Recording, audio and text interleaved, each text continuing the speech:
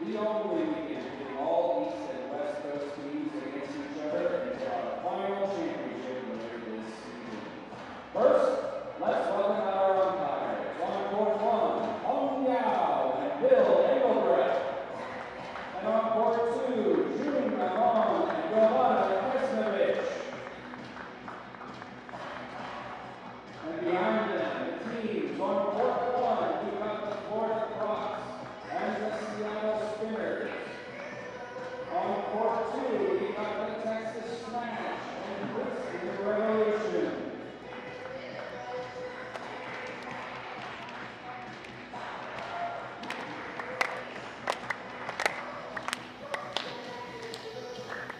Give a warm round of applause for our umpires and athletes. Now, let's shake some hands and slap some skin and get the action started. Well, welcome to the next round of this East versus West clash here at the Rock Hill Sports Complex, in Rock Hill, South Carolina. We have an amazing matchup coming up between the Florida Crocs and the Seattle Spinners.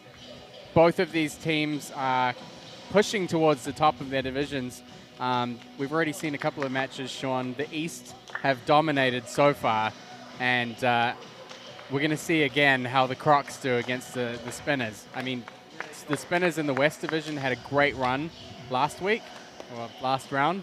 How do you feel about this matchup, especially knowing there are some substitutions here? The substitutions are going to make it very tough for the Spinners. The Crocs have a full slate of their team, and they have a very strong doubles team that has played a lot together. Spinners are going to be coming in with 2 new players into the doubles. So right now, I think the smart money is going to be on the Crocs, but anything can happen.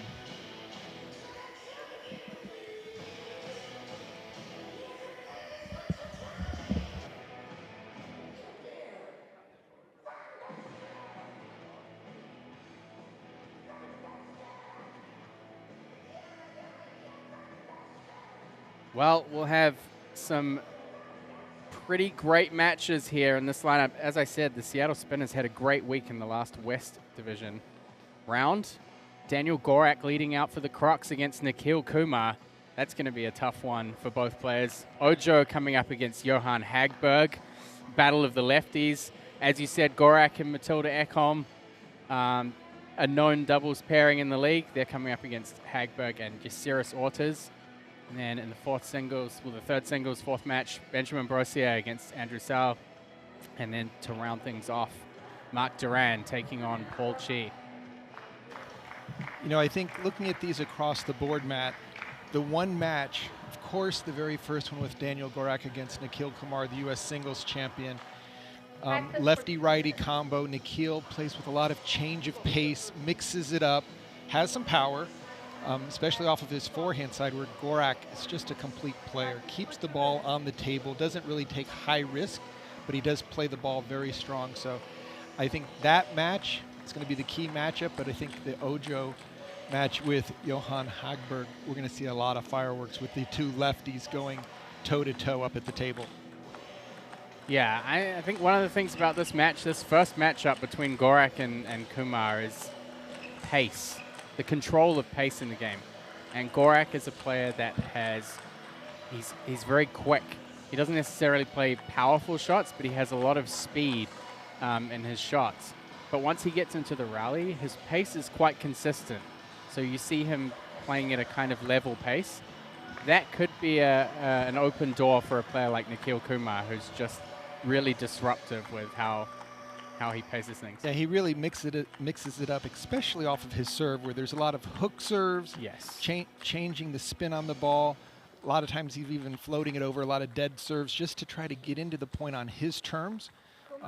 Gorak, we've seen all throughout Major League Table Tennis first season, just very solid. And as you said, Matt, I think if he can hold the table and push Nikhil off, big upper hand. But if Nikhil can make him play from multiple distances and never have a chance to just spin 2 or 3 balls under control, that's what Nikhil wants to do. Now, these 2 players, 10 and 11 on the standings, they're both probably among the better singles players in the league. Gorak currently ranked 10th on the MLTT power standings, 15 and 12 in singles. Nikhil Kumar 16 and 8. So he's one of the leaders in singles. And I think with Nikhil, especially with the spinners, which is such a young team, he's kind of their player leader. He's the one out there who's really doing the intensity checks, giving the pump-ups, giving it additional coaching along with Coach Luba. I mean, he's really doing a lot to be an MVP of his team.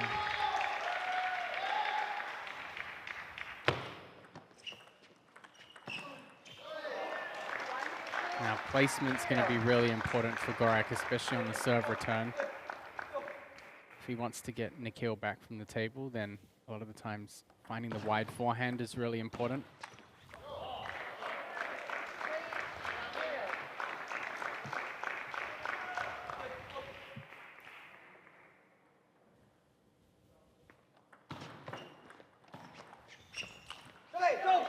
And Nikhil's going to spend a lot of time lifting up that first ball, just getting into the rally, changing the spin. Sometimes he'll put a little bit more topspin, other times he'll actually take spin off of it just to get away from that short in and out. And wow, nice forehand flip there by Daniel Gorak. Nikhil looks a little bit stunned, a little bit confused about that return. Switches back to the pendulum serve. And again, Gorak just controlling the angles, just looks like he knows what to expect from Nikhil with the change of pace. He's not overplaying the ball, but just getting into his rhythm. Let 5-1.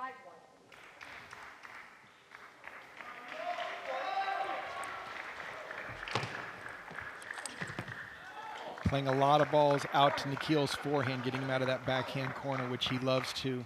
Right. Play that backhand down the line or occasionally step around. And Gorak seems to recognize pretty early on that the backhand side is also where Nikhil gets most of his variation from. Exactly. Nice drop shot to the middle. Again, not going into the backhand, but Nikhil able to step around, get his backhand into play.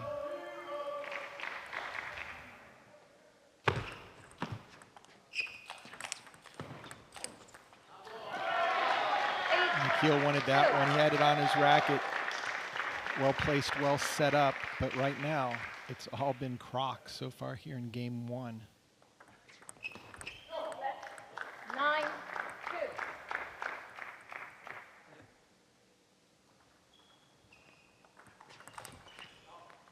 And Matt, other than that one extremely strong flip, Gorak's just kept the ball in play. He really hasn't done anything special other than to kind of neutralize Nikhil. And 11-2, game one. East once again showing their level of proficiency. Very powerful start by the Crocs.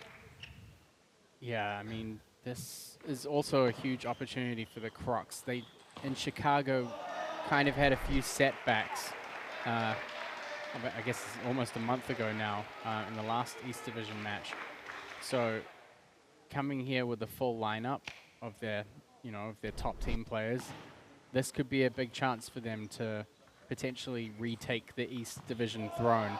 I know Carolina Gold Rush had a really good start here on table one to their weekend, so the East is coming in hot. Very strong, and again, Daniel Gorak, Ojo, the mixed doubles team of Gorak and Ekholm, and then Benjamin Brosier and Mark Duran. That's been the heart and soul. I mean, that's their team. So everyone else is, we're seeing new faces out there in one phase or another, whether it's the doubles or the top seed, for instance, with Portland not having Cole here. Right. Huge difference for them. This is where you're going to make up the most ground point-wise with an extra team match. 1-0. Gorak gets such a heavy amount of topspin on his first opening, especially on the backhand side. He's very wristy. Wow. That was a pretty nice forehand fade off the table. Gorak's able to do right here, just kind of picked it up, and Kumar held the table, kept it in play. But Nikhil's going to have to do something offensive-minded because Gorak is just too strong getting it out to Nikhil's forehand. You just see he's starting there every time now. Yeah, and he kind of gets a little bit of fade, so he's carrying it even wider across the corner.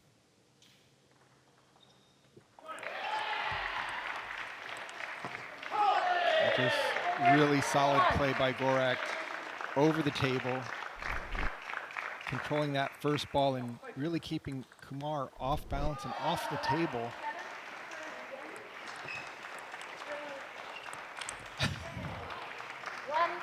Really been a pretty one-sided affair here from Gorak. I think in terms of tactics, he knows exactly what he's doing. I mean, that was a fly swatter right there that just sent it right home down the middle. But you can see Gorak wants to play that ball out to the forehand side.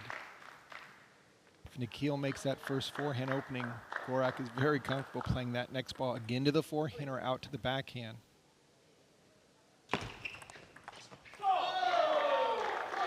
Just two slow starts. 11-2 in game one and now trailing 6-2 in game two.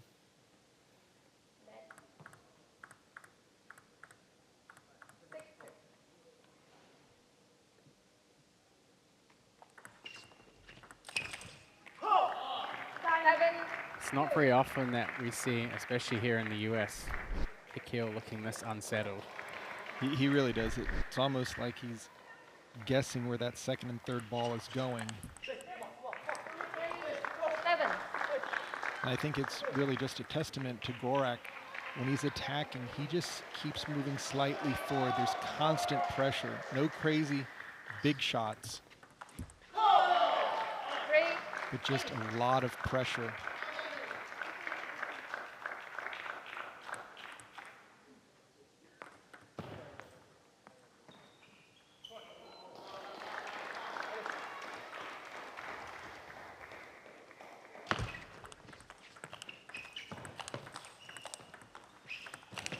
And that's just a perfect example right there. Nikhil making some really strong shots, but Gorak, one more shot, more power, more control.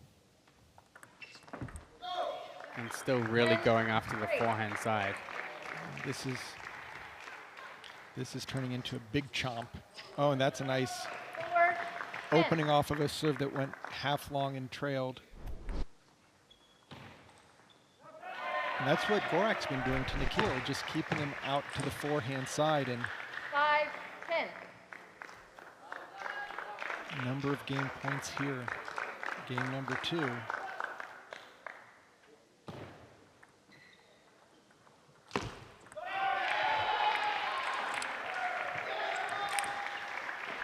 Gorak just working Nikhil Kumar corner to corner. And again, Nikhil's making some excellent re-attacks. I mean, but then here comes Daniel just smacking it away.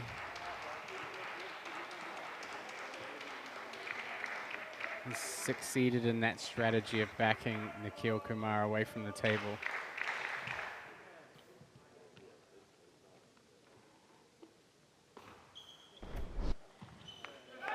So now, will Daniel Gorak be able to keep the momentum and start off with a clean sweep?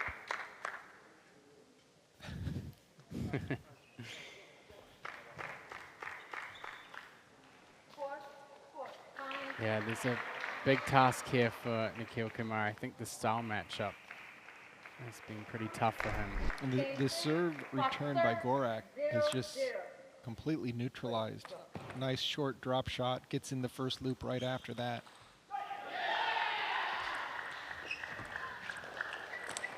That's a great block by Nikhil. He's going to have to take some risks.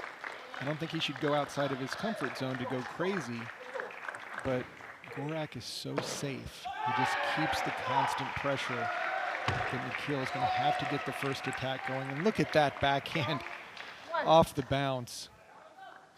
Yeah, the speed is just a really big factor for Gorak. He just gets so much acceleration in his shots. It really is amazing. A second backhand in a row. I mean, it's just a catapult when he goes over the ball. It's not spinning it up, he's shooting it past you. And then it just puts so much pressure on Nikhil to do something with that serve, because just putting it into play isn't going to do anything.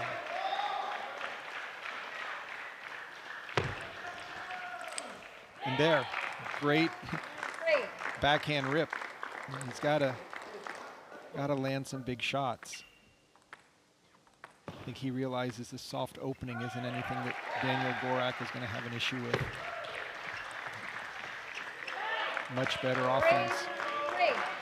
Also, when you look at the lineup as a whole, if Gorak comes out of this 3-0, that's probably going to give a pretty big advantage to the Florida Crocs. Yeah, I definitely agree. And with Ojo, we know what type of style he's going to play, where we've got two lefties with Hagberg. And then you got the doubles. I mean, if it's a 3-0, we could look at the Crocs running the table a little bit. Yeah, it's going to be challenging for the spinners for sure, especially in the doubles. First time Hagberg and Brosier Ortiz playing. Speaking of Hagberg, the next singles match coming up between the two lefties, Hagberg and Ojo Analapo. It's going to be a firefight. Right now, Daniel Gorak is just running the show here. Nikhil has the serve, and he has to take 1 point mandatory. He should try to get 2, otherwise he's going to be playing catch-up here at the tail end of this match. The players just changed ends at 5.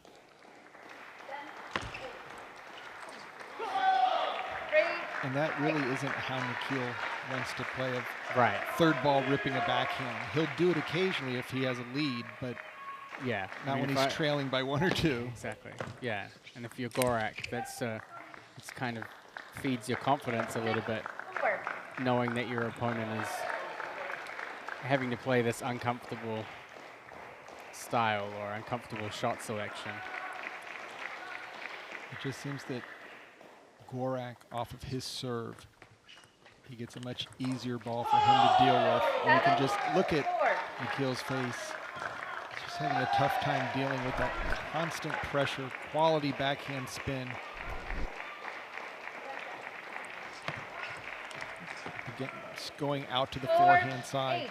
Nikhil's backhand block is so much stronger than his forehand reloop when he has to guess where the ball is going. Yeah, and I think also his forehand is a little bit more predictable. I mean, backhand, you have to deal with chop blocks, fades, punches. And the down the line especially, which works so well. 5, Even there, that was a good example with Nikhil getting the quick pop down the line, but Gorak has been up for the challenge for most of the backhand exchanges.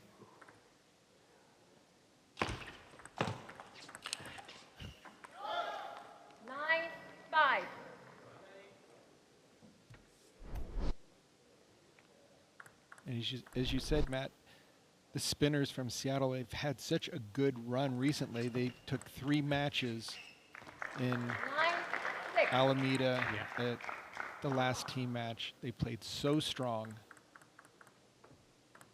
winning the Golden game on Golden Point the first night. And look at that. Daniel Gorak just putting on a clinic on how to get that first attack into play. Yeah, if you ever wanted any tips of how to play against lefties, this match 11-6. and the crocodile chomp to get the job done.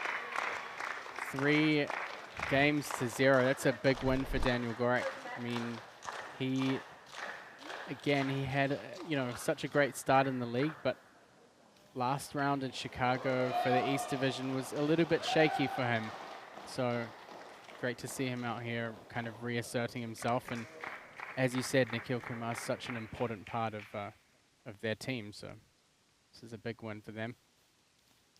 Daniel, great win. For you to come out here for the first match, obviously against Nikhil, he's a pretty tricky opponent.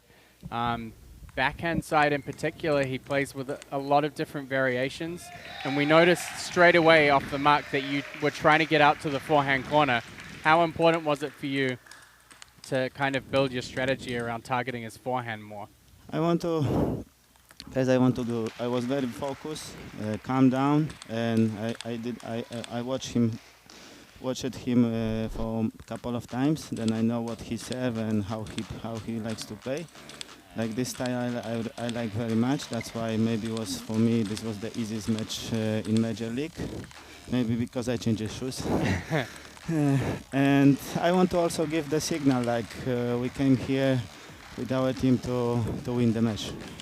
You know, it looked very early that you were going to control and hold the table. You were going to get your attacks going and push him back.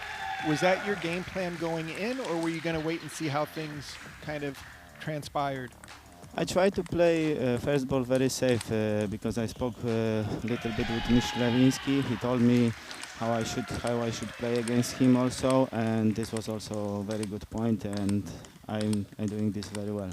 And if you look at the West Coast teams, there are quite a few substitutions out there for the West. And you guys have your full team lineup. Does that give you a lot of confidence going into this weekend? I'm not counting about this, which team we're gonna play or which players. We have to be focused for every point, each point, and we'll see in the end of the weekend. All right, well, great start for your team out there, Daniel. Thank you, guys. Take care. We'll see you later on.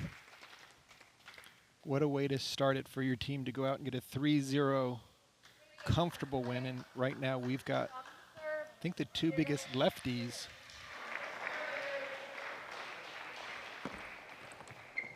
With Mr. Hagberg, who had some injury issues out in California, where it looked like he tweaked his leg.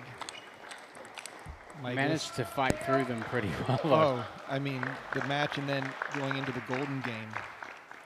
Just did a great job and won a number of key points. And of course, his match with Lily Jong made a huge difference. Yeah, and also Nandan Naresh, which he got the injury in. He was able to finish that match off and take the win. And you could see the pain. And of course, all of our videos are on YouTube and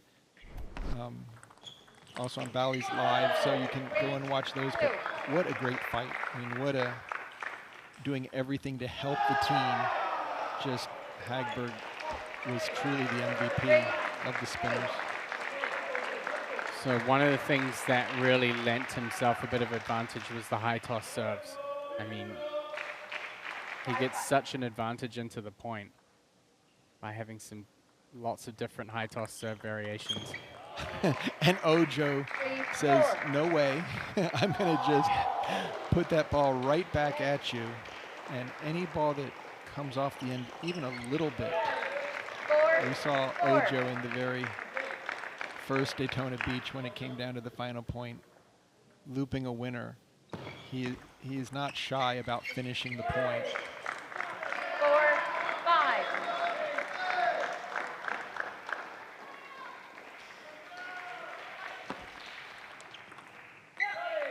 Hagberg getting a great amount of rotation on the first opening. You never know with him. Sometimes he goes for some blistering forehands out there. And there's an example there. He tends to mix it up, but he does like to hit the winners. Great technique, puts his whole body into it. And there's you see a serve reversal, throwing the backhand in there and then trying to punch it down the line. The interesting thing will be whether Ojo can adapt to the serve. I think if you even have like a slightly weak receive against his serve, he's going to get him with the forehand. And that's nice turnaround. Yeah. Hagberg loves to come in and go for the winner and just, again, super technique, putting everything into the ball. Just clips the edge. So Matt, let me ask you this question. As a lefty, it seems like when lefties play each other, there's always a chance for just a crazy, it's like almost like if lefties have good tactics or good experience against other lefties, it's much more common, or I should say it's less common for lefties to play lefties than lefties to play righties, because you're playing righties all your life. But are you constantly thinking, oh, I'm good against lefties, or how does it work? I've never had to deal with that issue. I know a lot of left-handed players don't like playing other lefties. Me personally, I do. I feel like with left-handers, and it's not, you haven't really seen any of it in this match because these guys are both so forehand dominant. But you tend to have a lot of examples of backhand to backhand rallies, and then someone's looking for the switch. I mean, these guys don't want to play backhand at all. We did see it a lot with Jeremy Hazen playing Daniele Pinto. Yeah, you get these cross-court rallies, and they get stuck into that backhand diagonal. These guys, they look for the forehand straight off the mark. Hagberg right now. Looking really solid. I mean, the spinners would love to have that point on the board because, again, things can get very ugly quickly if Ojo.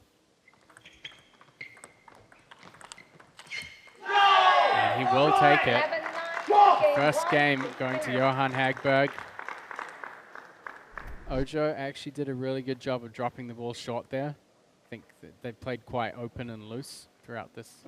Yeah, I wonder if Ojo's played against anyone with as much lefty side spin and kind of hooking on the forehand, because clearly Hagberg is unique in his style where he goes for such big shots, puts his body into it.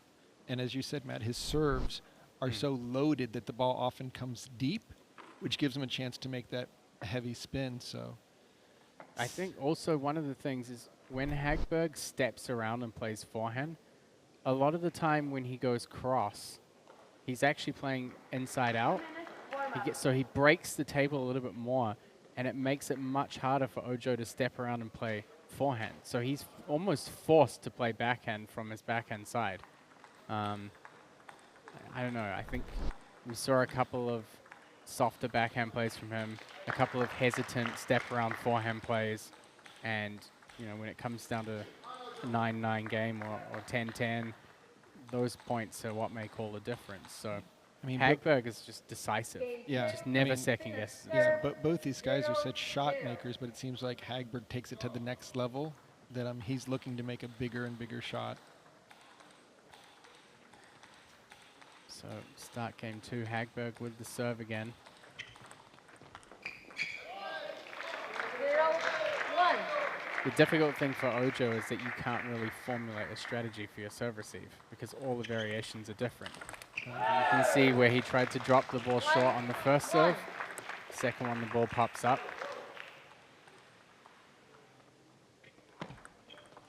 And there's one of the shots that we saw Hagberg do with the backhand side spin push, which normally will require a person to lift it up, and then here comes his counterattack. Ojo really looks like he's not sure of how to get his offense going. Do not drop the hand, the serving hand under the table. Serve over. So umpire there, Hong Yao Zhang, reminding Johan not to stand below the table on the serve toss. Yeah, sometimes with high toss servers, just to get a little bit more distance going up, they tend to, that one was much cleaner there. And twice now, Hagberg blocking winners off of Ojo's forehand.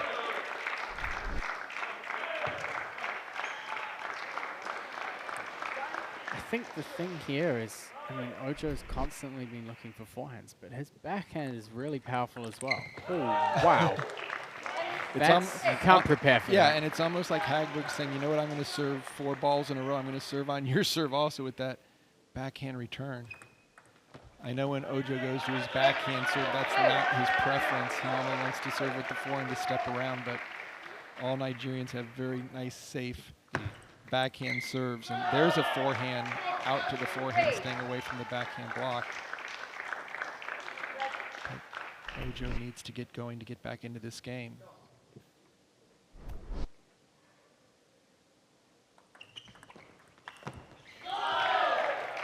starting the ball more on the forehand side. Really, Ojo has to be winning off his serve. That puts a lot of pressure on his service game. And Hagberg just completely dominating the positional opening.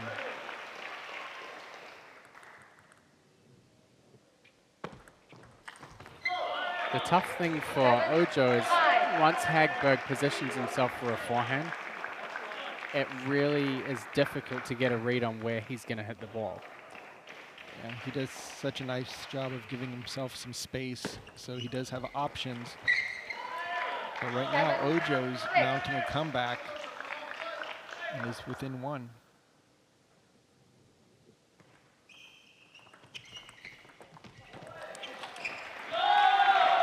Ojo getting in with the forehand.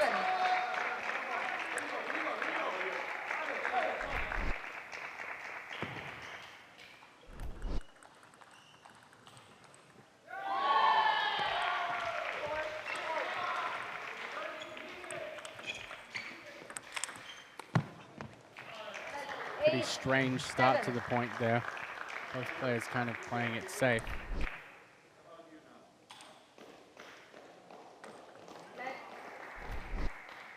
I feel like whichever player gets him with their first attack has won the majority of points here. So Ojo's focus has to be on opening his first loop.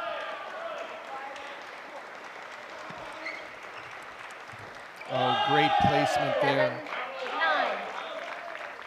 Although it's scary, I would probably suggest that both players continue to open out to the forehand side. It just gets them out of the backhand corner. It's better. I mean, Ojo's got to use his backhand. I think his first game, he kind of shied away from it and always tried to look for forehand. I think he probably does have a little advantage on the backhand side.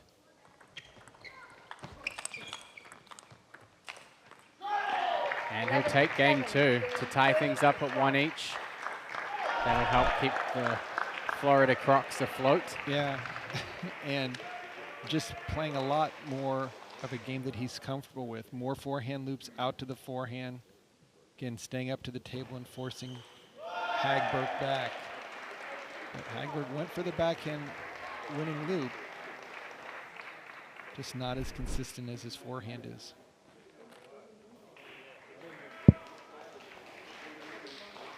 So we'll head into game 3 with the Florida Crocs guaranteed to stay in the lead here. Currently they lead 4 points to 1.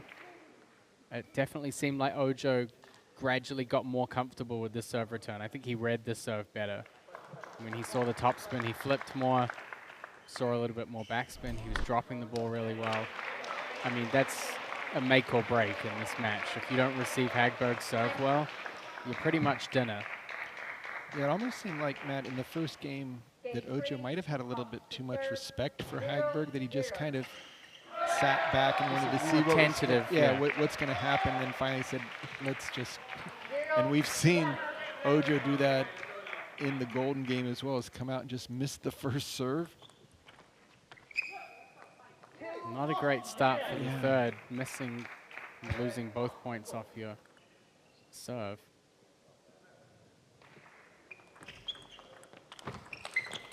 That's a great set play from Ojo. Drops the ball just over the forehand edge and then gets ready for that counter straight away. 1-3.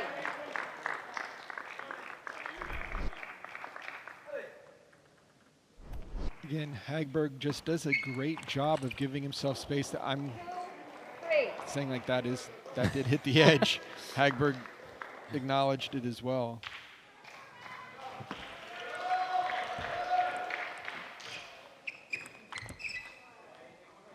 Net and long. A couple of awkward little rhythm breaks to try and recover from. Brings Ojo back even.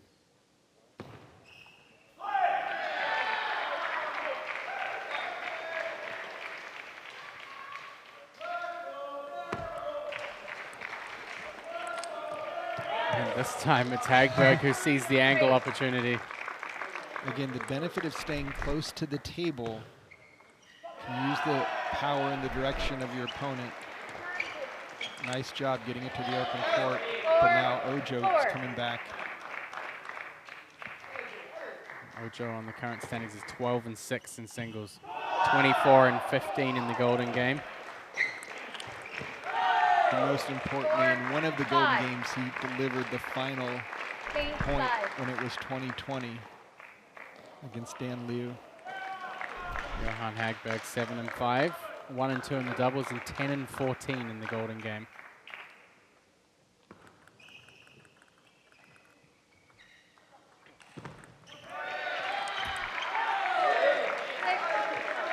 Hagberg making sure that when he is returning the serves, they're deep into the backhand, not giving Ojo anything really to work with. 7-4. So Hagberg opens up a small lead here.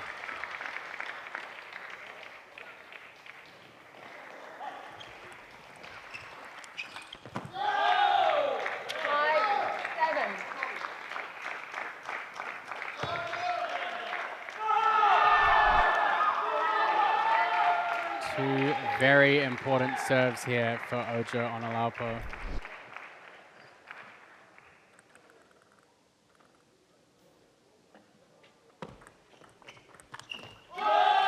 Gets him with the first forehand. I've tried that shot before. It doesn't work against good loopers. They just use the extra spin to drive through it even faster. And that ball catches the edge as well. 7.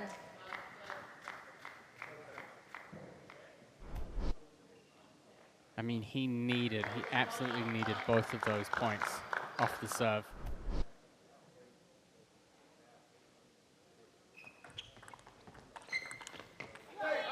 And Ojo just backing up a little bit too much. It's exactly what Hagberg wants, is some time to get into position.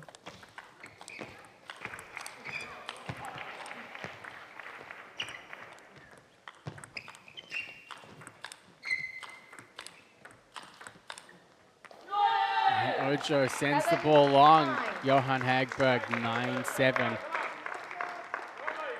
Sustained offensive from the left-handed Swede. Didn't overplay his hand. Ojo again in a position where he needs to win both, really. And Hagberg just blitzing the forehands. No soft opening is going to come off of Hagberg's racket. He wants to finish the point whenever possible. Oh! The angle work from Ojo. Again, Ojo with the serve in hand, 2 must-win points. That ball was just flying. Ojo. Oh, I lied, it's Johan's serve. Yeah.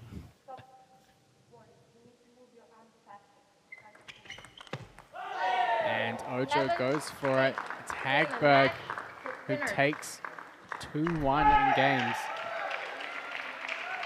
A bit of a surprise here, I thought, going into this match, but Hagberg just really played all the big points at the end of each game.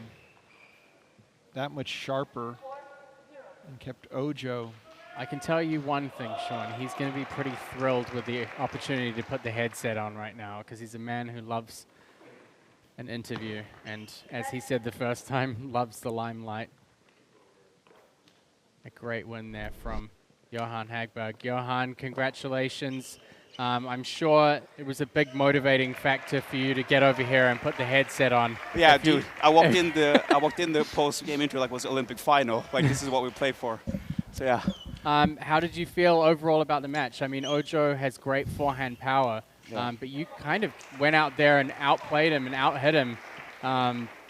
You know, how important do you feel your serve and attack was for a starter in that match? Really, I just thought about, because I studied him a little bit, and his forehand, the touch is insane if he gets long. Like, he never miss. Everything's on him. There's so much power, so much speed on it, and so I figured, okay, a lot of emphasis on my serve, first attack, variation. when he served, tried to switch like with my strawberry flicks and stuff like that and get him out of his game. And I think I had the second, but then I was maybe, I don't know, made some easy mistakes and so on. So coming out of California, how is your leg doing?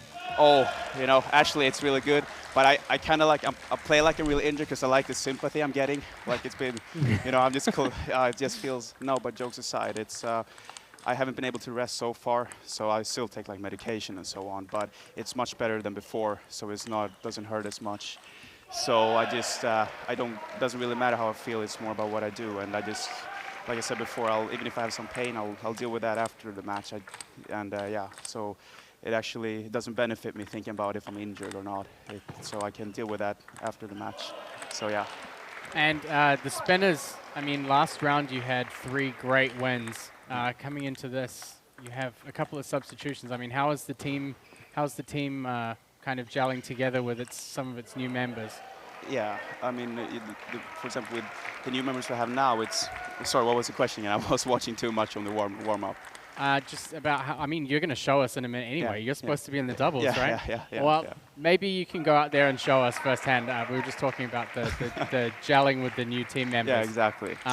So maybe you can show us by example. We'll let you get out there and get warmed up. So, but we'll continue this later because I need this in my life. Absolutely. Thank you. Thanks, Johan. So I really didn't realize he's out there playing the doubles. Right. We got some Swedish mixed pairs here with the men's with Johan and then with Matilda Ekholm with the Crocs. They've had such great success with Daniel Gorak, Matilda Ekholm, just really feeding off of each other's experience. It's going to be interesting to see if somehow Johan and Yaciris, she's quite a quick player, representative of the Dominican Republic, based out of New York for the last few years. She has a wonderful schools program that she is an ambassador of the sport to get more and more kids involved. She's also written a kids book. She has. A picture book. Has a nice little Instagram channel that she's been setting up with tips and stuff. She's been doing a lot for table tennis in that area. Great to see her out here as a free agent for the Seattle Spinners.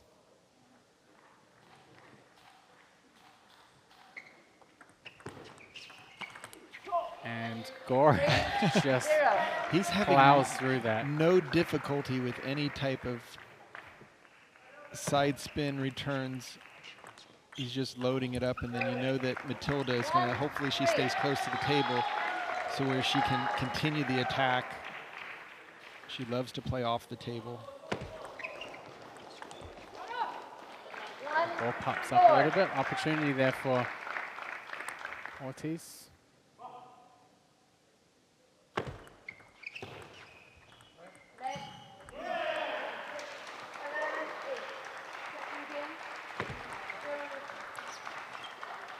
Gorak is just so strong at reading the depth of the ball. Anything that comes off the end, it's going to use his beautiful technique to just spin the ball up, moving it around.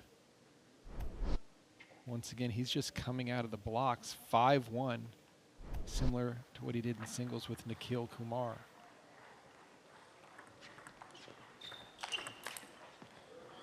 And Ekholm on the attack early here in game 1.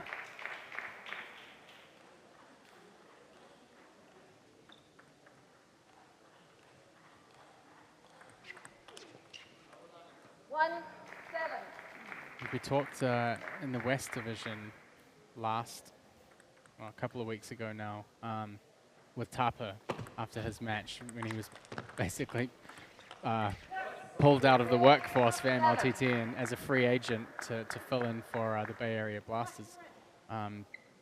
It's tough out here when you're playing your first MLTT matches, especially against players who have now had 4 rounds of matches to kind of settle in, and a lot of them already have league experience.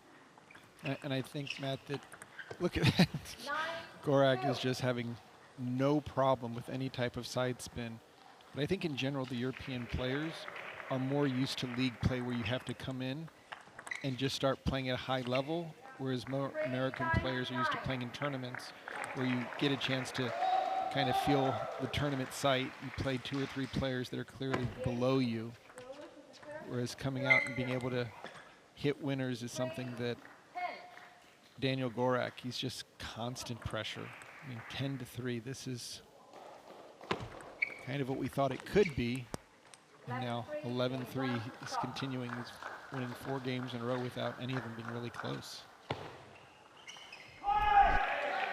Yeah, I mean, Gorak and Ekholm have just been such a stable pairing for the Florida Crocs.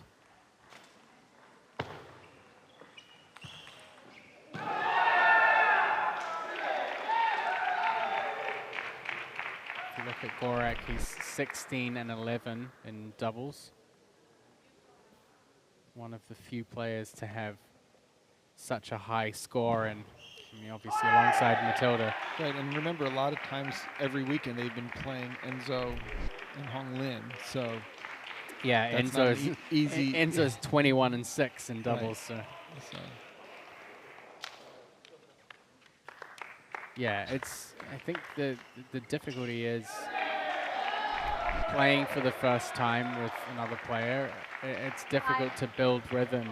I mean, usually by the time you've figured out the best way for your team to work together, the match is kind of over, especially in these where you're playing best of 3. Game 2, Crocs Or serve, 3 games, rather. 0-0.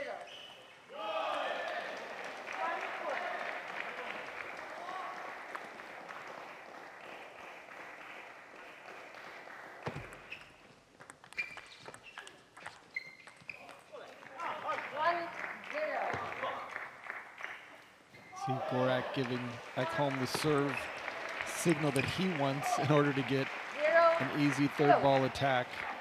Matilda has excellent serves.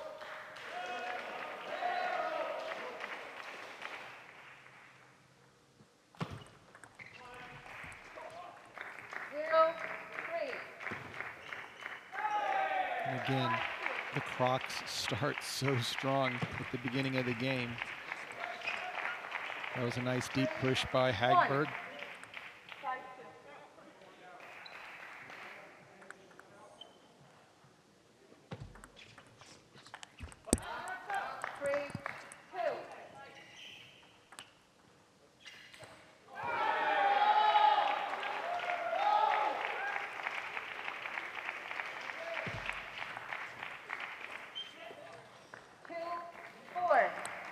Hagberg trying to get each ball as long as possible to make it difficult for Matilda Ekholm to get that first spin on.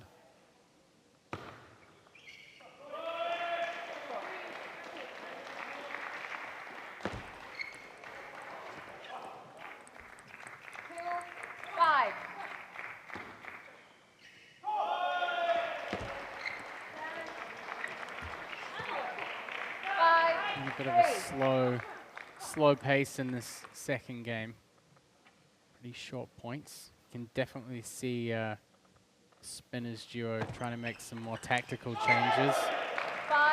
Brosier puts that ball right into the elbow of Daniel Gorak.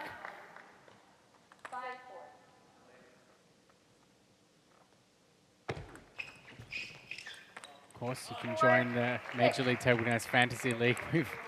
We never turn down an opportunity to talk about the Fantasy League. This week, a little bit tough to make your picks.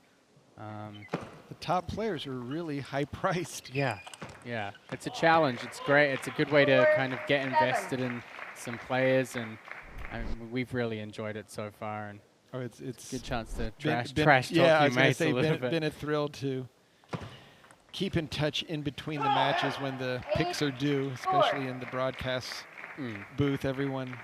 Evan is not here, but I have a feeling that he's going to take a beating this week. I think there are going to be some big shifts this week. I'm a little bit worried about I'm currently 15th season. And I'm coming in at 44, so I've got no room to make any mistakes. Yeah, I'm a little worried about this. And I'm just upset that I didn't pick Daniel Gorak, because right now he's just padding his points. Well, that's why he's priced so high.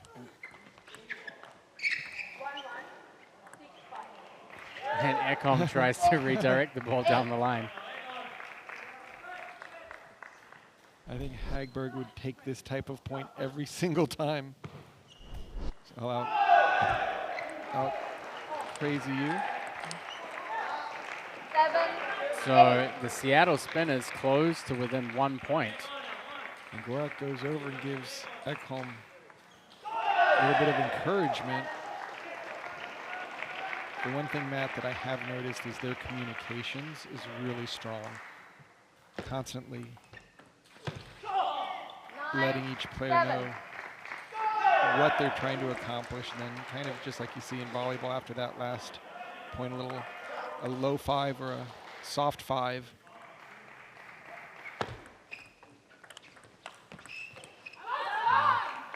9, 8.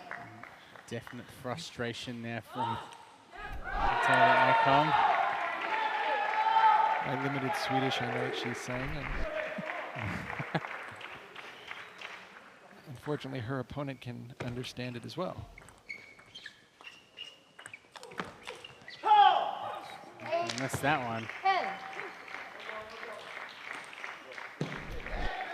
She really wears her heart on her sleeves when she's playing these matches.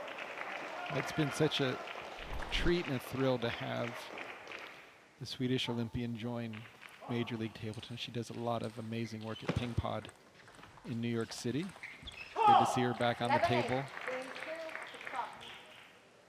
So 2 games to 0 right now here. The Florida Crocs making moves here on table 1.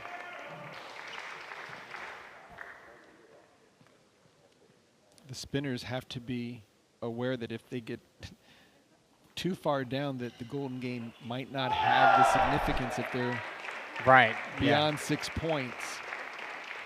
While at the same time, we've seen the teams get blown out by adding the 6 points to a very large lead. It's the beauty of the Golden Game is that it brings you right back into the action. But you've got to be within six points for striking back. And right now, Ekholm and Gorak would love to keep this string going. Open up a 5-point lead. Game 3. Spinners to serve. 0, 0. There's a little bit of pressure on them also after last East Division round. The Princeton Revolution kind of made some of that ground up. And now, opening here, the Chicago Wind they've taken a big win this morning, 12:30 round. So some of the gaps are starting to shrink on the East Coast. You know, the East Coast has really represented themselves well here in this cross-divisional competition.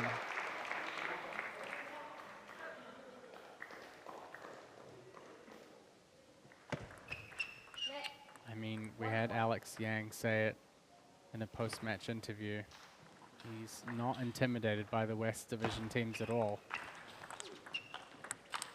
He also told us he's cheering for them to win so that his East Coast teams get a little bit more of a lift. We'd asked him if he was cheering for the East Coast or West, and he'd said, be okay if the West won against everyone but them. Everyone except for us, yeah.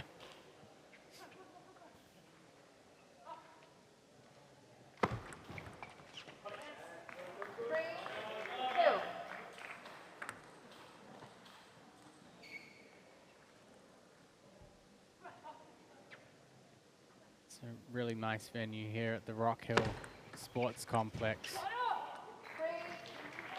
Great space out here to have, fortunately for us, 2 tables out here. Of course, we have 3 team matches on each table today and tomorrow, and then a further 2 on Sunday. And coming up after this doubles, Benjamin Brosier take on Andrew Sal in the 3rd singles match. Right now, the Seattle Spinners are still trying to work away on some strategies against these two experienced opponents.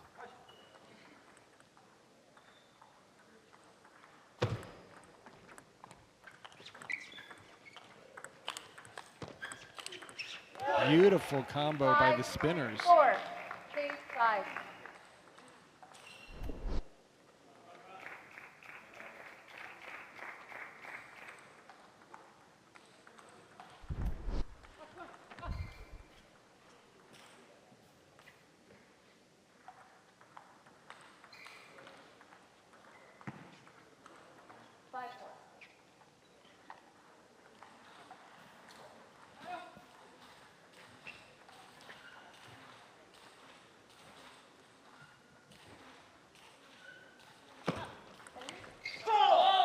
Big point by Gorak.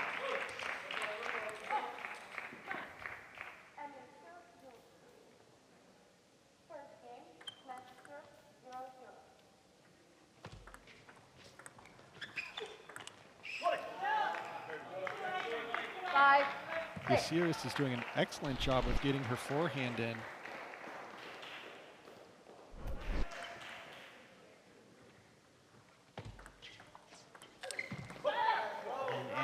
Just struggling to find her mark with the forehand a little bit. Players taking their towel break that they're allowed every 6 points. It's really difficult to concentrate for an entire game without having any breaks, so those towel breaks are pretty important. 7, 6.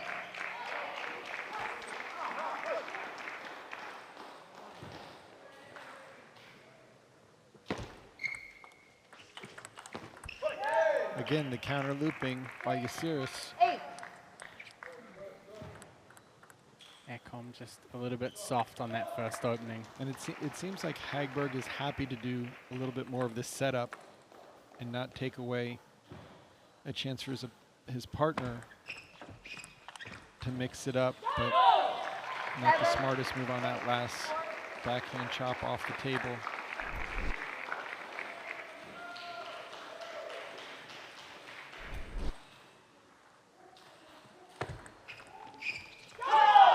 Good dead serve by Matilda. The beauty in doubles of being left-handed where you can do your normal single serves.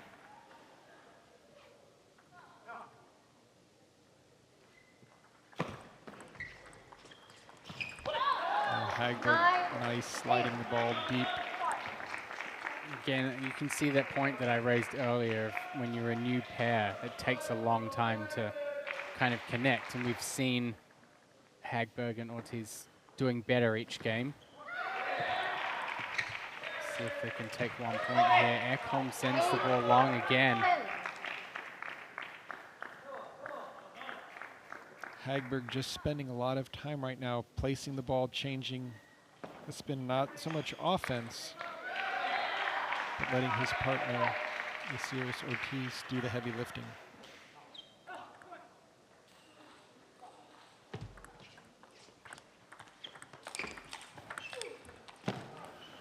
Ekholm somehow manages to make a little postural adjustment there and got out of the way of the ball and snapped it in. Timeout.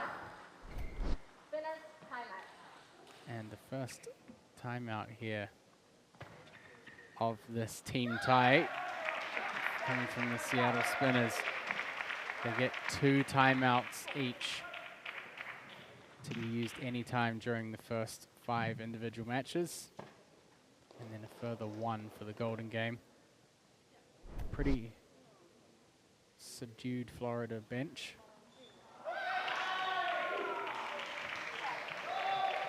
Gorak's been doing a lot of the heavy lifting out here, especially in this 3rd game.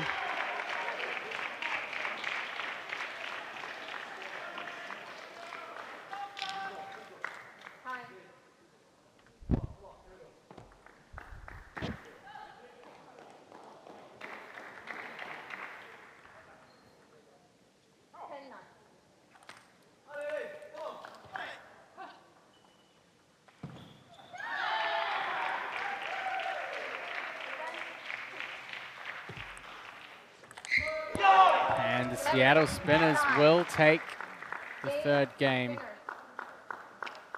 Clearly a frustrating match for Matilda Ekholm, but still the Florida Crocs take 2 out of the 3.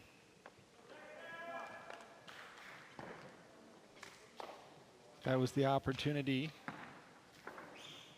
for the Crocs to really, and you can see Matilda's racket ending up in the middle of the table. Well, we're going to have a little chat to Matilda now. And Matilda, it's a slightly frustrating game in parts for you, especially with the some of the forehand attacks. This was disaster. For you, when your attacking game starts to kind of waver a little bit, what do you need to focus on to make sure that you can still bring the match home? What we usually do so well, me and Daniel, is that even when we don't play well, we push through and we put the ball on the table when we need to.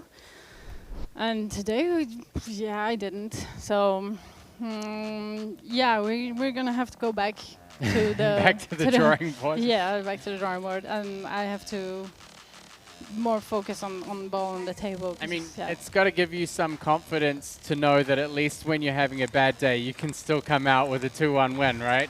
Yeah, I mean, after this, I'm going to be happy with the 2-1, but it felt like we should have 3-0, really. So, but yeah, I mean, they played really well. They kept putting the ball on the table. So, yeah, what can you do?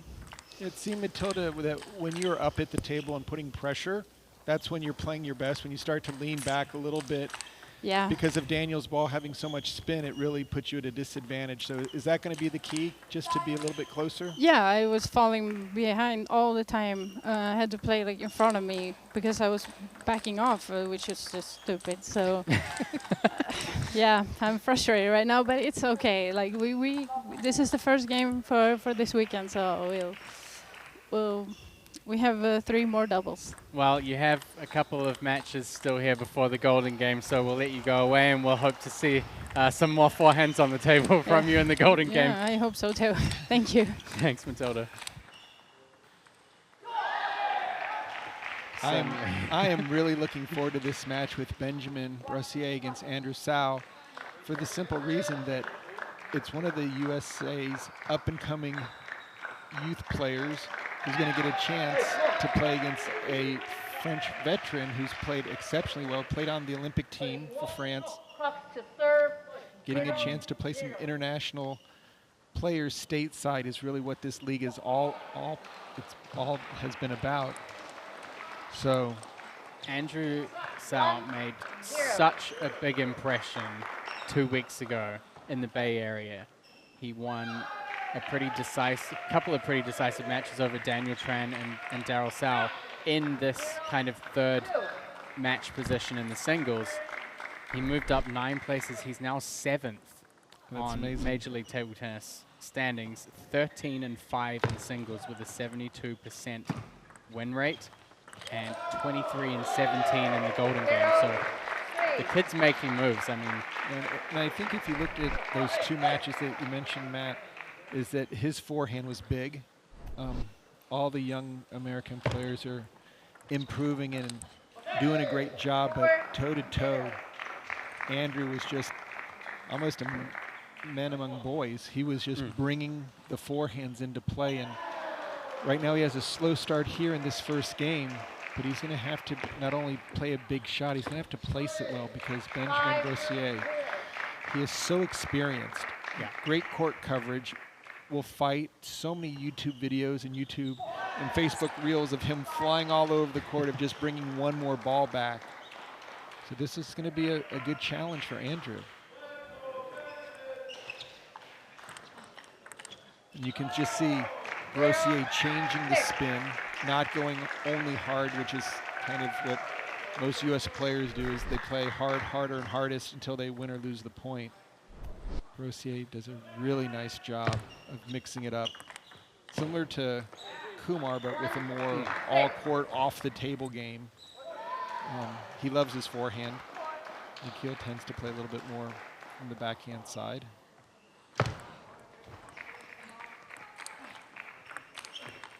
Here we go. 6-2. It's the challenge for Andrew is finding the forehand, getting on his forehand. Usually once he gets the first ball in, he's able to do pretty well to keep the ball rolling, but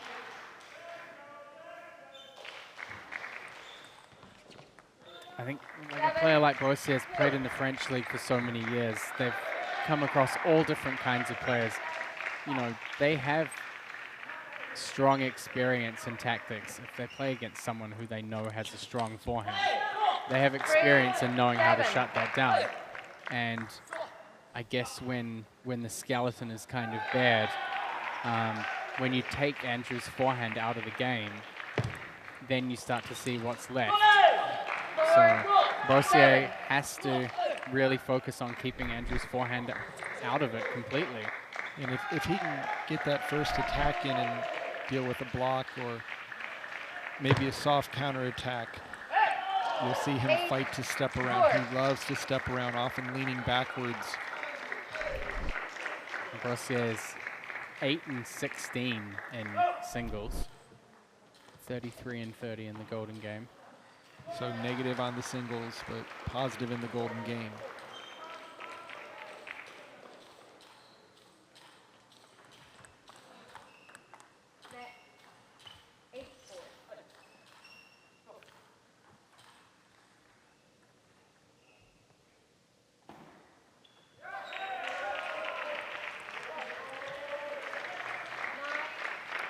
It just seems like Benjamin is getting a lot of the free points as Andrew's going for winners regularly.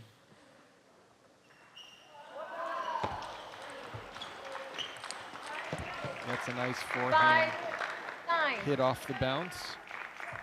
I think one of the challenging things also for Andrew is he's coming off the back of team tournament last week. 3 days of matches. Not really much time to recover before coming here. It's the same for a couple. I mean, Daryl Sells and Emily Tan have flown in basically straight from Slovenia, I think, the World Youth. Yep.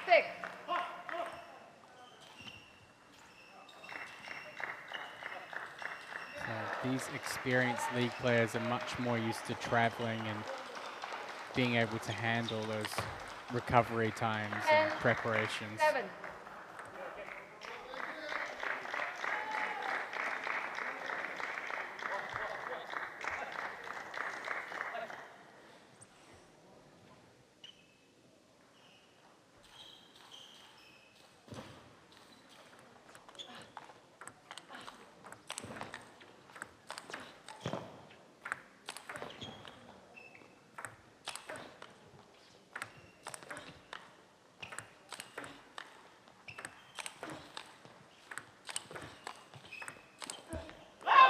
Brosier just putting a little extra topspin on that last backhand. Off the table, but still in control. And the Crocs continue to keep the spinners off balance. Great backhand topspin. Just enough to disrupt that rhythm.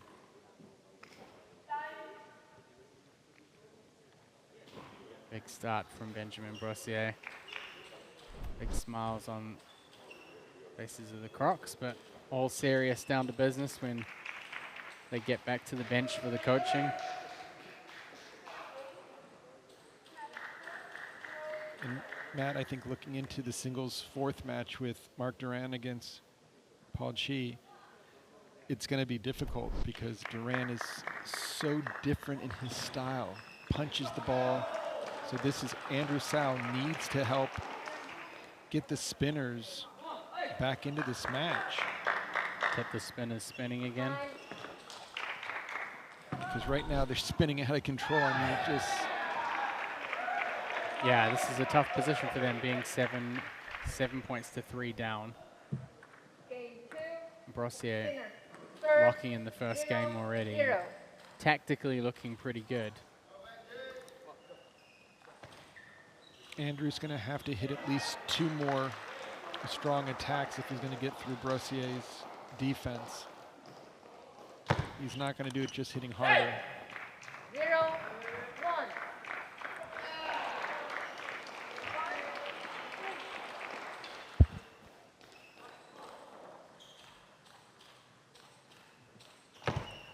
Net 0-1.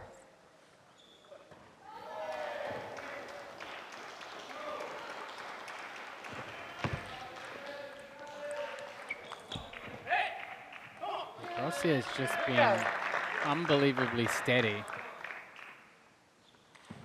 I think you see that with players with the level of experience that he has, is that he doesn't need to go for a big shot, but he does need to place it well. Right. And I'm not going to say that he's baiting Andrew into anything, but he's not giving him anything to work with. So when Andrew decides to be a little impatient, that's going to really benefit Benjamin right there. Just 3 or 4 counters right down the middle of the table, and each time Andrew gets more and more over with his backhand until finally there's no angle there and he doesn't even touch the ball. Which is, I mean, surprising. You would think that Andrew would get him with a forehand straight away, especially in the middle of the table.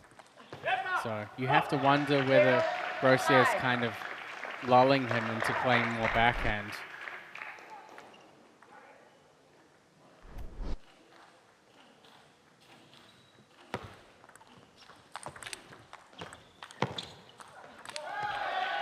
Big risk there. Tried to thread a needle that really wasn't available with that last backhand cross court, running to the forehand side.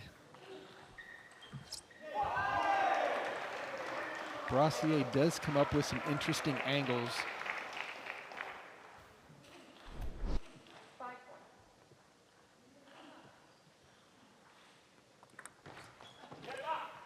Again, winning the easy points. I think the experience of the Crocs has just been showing so much in this team match. I mean, Gorak in the beginning just running through Nikhil Kumar. They have such a good way of shutting down strengths. I mean, we didn't see Nikhil play his game at all. Now we're in a similar position. Andrew Sal's just not in there. We've seen what we've 2 or 3 at the most good forehands out of Andrew, when normally he does that per point. That was a nice deep serve there by Andrew, but still trailing. 2 points to 7.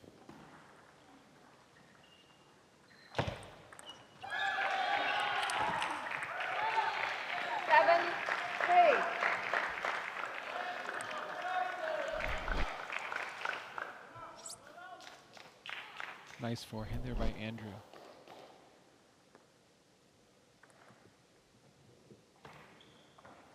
So you, of course, can get your tickets to be here in person and see all of the Major League Table Tennis action. Continues all the way through to April in various locations on the East and West Coast. Especially coming up in Portland, Oregon, then Seattle, Wichita for the West Coast. Those are all yours. I know. I'm not interested in those as much. On the East Coast, we'll be in I think you've New got Jersey and Florida. Yeah, you've got Miami coming up. Yeah, yeah. Winter Haven, Lawrenceville, New Jersey.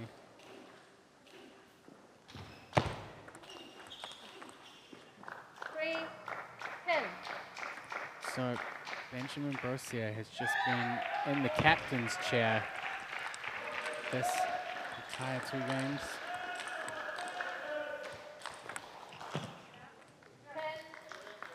Thing is, Andrew has to make bigger and bigger shots each time, and Benjamin's able to just move the ball around, take pace off of it, pick and choose his shots.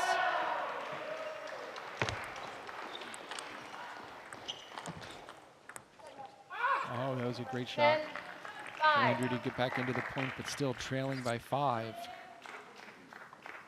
With one final serve by Benjamin Brosier.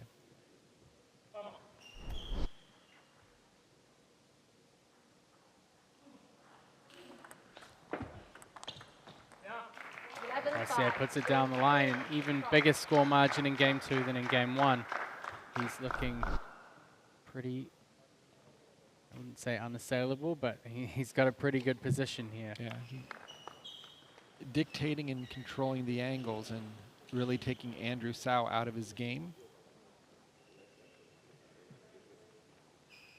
Yeah, one of the things he's done really well is just keeping Andrew off balance. I mean, even if it's a tiny bit out of position or off balance, it really makes a huge difference when you're playing such powerful forehands. I mean, if he can push Andrew a little bit out of position, put him on the defensive first, maybe sometimes he's in a position where he can play maybe only 80% power then.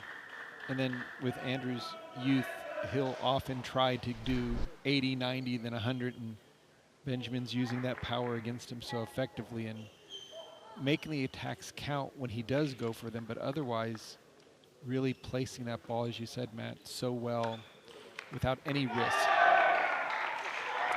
Florida Crocs coach Frank Arias. Would certainly love to see his team making a big impact here on day one. Game 3, Crocs to serve, 0-0. So far, the East Coast has just dominated this cross division. 0-1. The Carolina Gold Rush winning 16, was it 15 to 6 or 16 to 5? One of the two, I think 16 to 5. Chicago Wind 17 to 4 against Portland. Right now on table 2, the Princeton Revolution are in the lead. And then here, the Crocs 8-3. Andrew Sau needs to take this third game. And his team could be in trouble. And empty chop there. I think when attacking players go back from the table and they chop, your first instinct is it's chop, lift the ball, lift the ball. Most of the time, a they're lot of the just time there's nothing on it. blocking it downward and just keeping it as low as they can. And now Benjamin Brosier just mixing up the depth on the serve, catching Andrew Sau completely leaning in.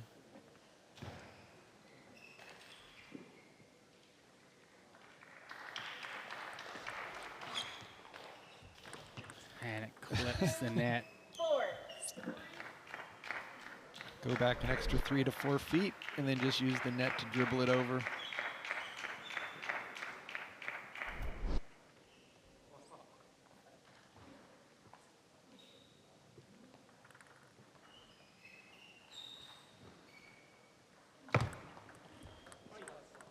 It just continues. 5 points to 2 for Brosier. I mean, Players are going to switch ends. Is this the fewest loops you've ever seen Andrew Sau do in a 3-game match?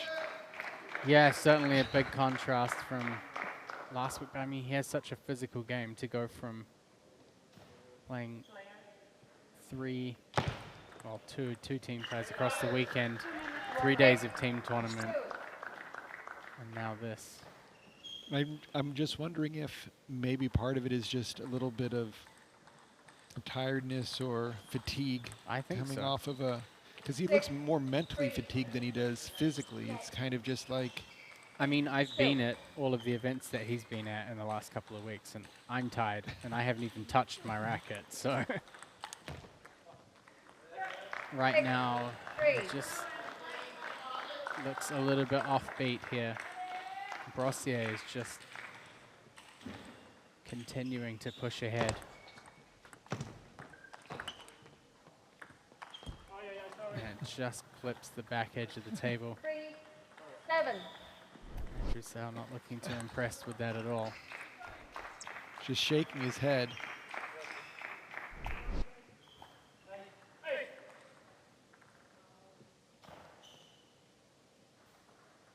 And then having issues even with the serve. That serve popped up so high.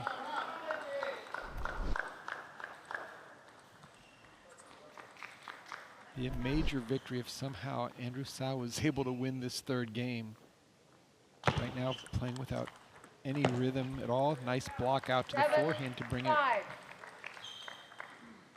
within 2 points. I mean, if he's not able to win this game here, Paul Chi has to win at least Clock, time 2 out. games First game. just for the golden game to actually have an impact, really. So it's a timeout from the Spinners. Nope, from the Crocs. They want to make sure that they take this 3-0. I mean, they were so close to doing that in the doubles that this could have been even more difficult match for the Spinners. I mean, you have to wonder the position that the Seattle Spinners would be in right now if Johan Hagberg hadn't taken that win against Ojo. They would be in really, I mean, they're already in a not great position. They would be in a pretty dire situation if Ojo had come through in Right, that they one. might be making a record in the wrong direction.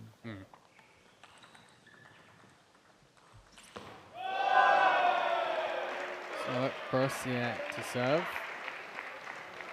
7-5 in the lead still.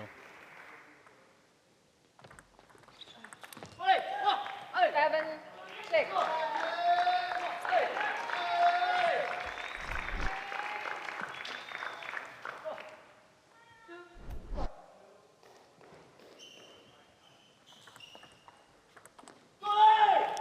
Twice, Brosier has looped the ball off the edge of his racket, and right now Andrew Sau is within striking range of stealing this 3rd game. Help her feel that timeout backfired a little bit.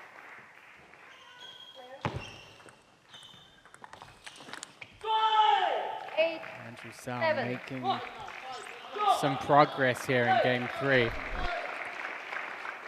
3 points in a row since the Crocs called the timeout.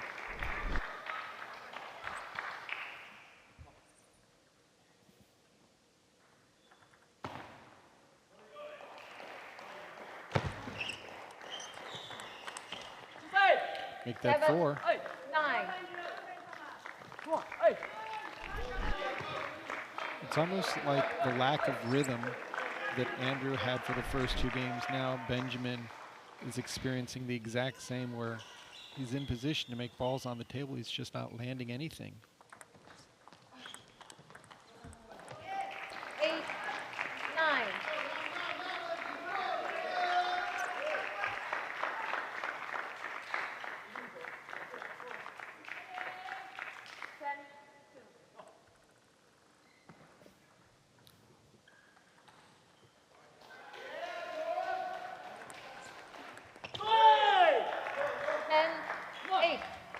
Andrew Sau sets up a game point.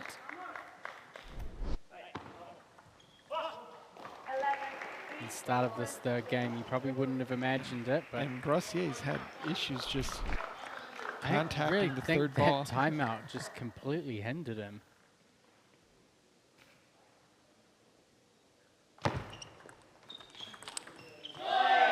That's a nice play. 9.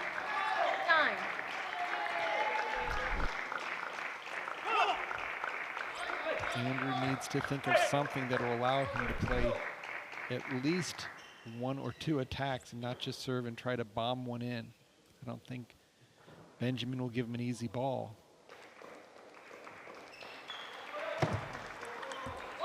Goes half long, gets game 3. Andrew Sau. Again, start of the 3rd game, you wouldn't have picked it after seeing the first 2 games, but he really dug deep, especially after the timeout. I think that's going to be a chance for you to ask. I'll be asking, don't you worry. But you know, Brosier, the first 2 games, pretty flawless. Even the start of the 3rd as well. And certainly great job by him to get 2 points on the board for the Florida Crocs. So we'll head down and have a little chat with Benjamin while they untangle his headset. Benjamin, great job, especially in the first 2 games. I mean, you really looked in control of the match there. Andrew's a player that plays a lot of strong forehands, and you managed to almost completely shut them down. So what was important in your strategy to kind of keep him away from his forehand? The strategy was to keep simple things on the road. I tried to play my first ball in the middle side that he is a little bit confused after to play backhand or forehand. And I tried to keep that. Unfortunately, in the third set, I lost a bit my mind in the wrong moment, and it cost me the last set. So it was, yeah, it's little bit tough to get, you know. So what are you going to need to do with the golden game coming up to right your mind so that you're at the top of your game when we've all seen how important these golden games are? Yeah, I would take a moment maybe to take fresh air, put water on my face, and just change my mind. It's the match is over anyway. We can change what happened. So don't worry for that. I will be there for the golden game. And one of the things, I mean, in the first two games you were doing really well, and even in the start of the third. Yeah. From your point of view, did you feel like that timeout in the third helped you, or in the end do you think it might have hindered you a little bit with momentum? Yeah, it's difficult to say. If we see the result, for sure it didn't help me because he came back after the timeout, but we don't know. Maybe if we didn't take the timeout, it would have been the same. And very true. And yeah, this is things we can change, and yeah, I think it was also a good idea to take the timeout. Well, great job, and we'll see you in the golden game shortly, Benjamin. See you. Now we start off with the fourth singles, the fifth individual match. The Florida Crocs leading 8-4. Paul Chi wins one game here. He guarantees Seattle Spinners at least a chance in the golden game. He's taking on Mark Duran from the Florida Crocs. I really love Duran's style. It's so fun to watch. He tends to really go after it on his backhand side. Forehand, you don't know what's going to come off of his paddle, but on the backhand, he's very offensive-minded. Likes to go for very fast and strong shots. Two-handed backhand every now and then, too. Paul Chi, a lot more traditional, clean forehand backhands. After you've seen him play 3 or 4 shots, that's how he's going to play every single point, where Duran, you never know what he's going to pull out of his bag of tricks. Pandora's box of table tennis players. And just really great racket acceleration. He tends to not always use a full body like we saw with like Johan Hagberg, who takes a full swing. Mark Duran just tends to be very efficient, very snappy, goes for the shots, and very effective serves as well. Nice 1-2 combination.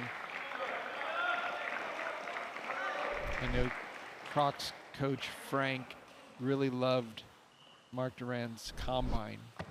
Everyone was wanting to get him on their team, and the Crocs got him, so it's been a very valuable asset to the Florida region. Yeah, when you have a player like that in your fifth singles position, it just shows the strength of the team overall. And again, as I said a couple of times, them having no substitution and having this full, consistent lineup that they've had is really something that could factor big this weekend. Look at that. It clipped the edge. How did he manage to get his racket on it, but then to return, and now a 3-point lead. And Paul just taking his time, making his attacks, and then Mark just doing everything possible. A number of nice counterattacks. And he wins the lobbing points as well.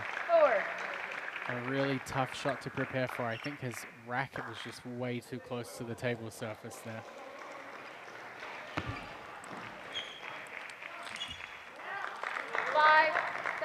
And in this position especially, I think Paul's probably feeling a lot of nerves. Yeah, it's tough to play against a player like Duran, who just kind of throws in the kitchen sink and does a lot of different things. Plays with a lot of pace, mixes it up, and a lot of flat balls off the backhand side.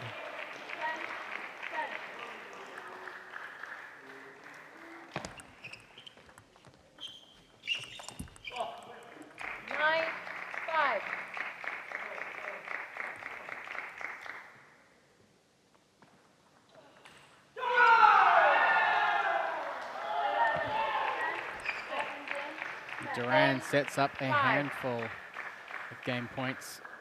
Many times Spanish national champion. 11-5, game 1 to top.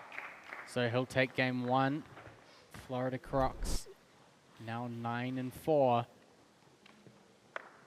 2 more points. I mean, one more point guarantees them a maximum 5-point head start in the Golden. 2 more points guarantees them the majority win. Right. But what they would like to do is get the 2 points and then add 6 on top of it.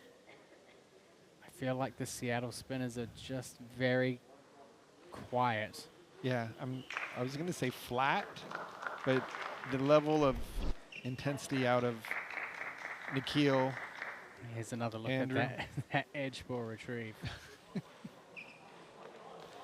And that's been exactly what Mark Duran has done. Covers the entire table, ready to play big shots. High, third game.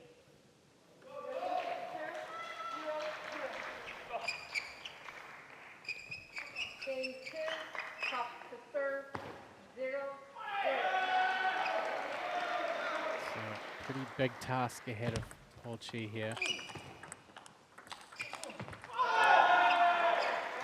Very consistent. I think sometimes lacking a little bit of like sting in his shots, even when the ball's soft from Duran. 1-1. It's usually good consistency, but again, Duran will throw everything on the table. So if you play kind of same similar pace all the time, backhand and forehand, he's going to really pick you apart because he loves to go for the big shot, but it's not necessarily a riskier shot. He mixes it up so well. Nice serve by Paul on that last one to get to 2 apiece. But Mark Duran really has a nice set of patterns, or at least game plans. And again, oh, that was a much better drop shot, but Duran still on the run. This looked like Paul Chi might have had a bleeding nose right before the match. He has a bit of tissue. And there's that control opening, but very snappy backhand by Mark Duran.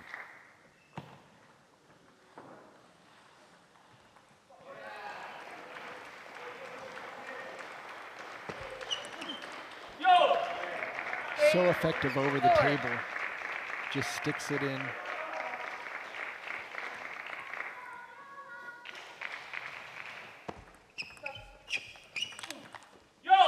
And you can see even just a kind of plain long push puts enough pressure on Chi. His opening really just doesn't have enough power to take down Duran.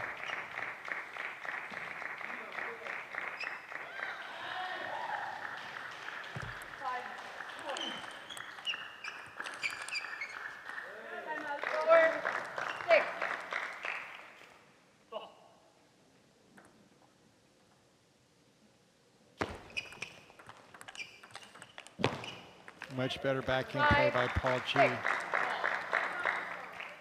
think if he moves it out more to the forehand and gets Duran out of the backhand corner, he's going to have a much more consistent ball to deal with.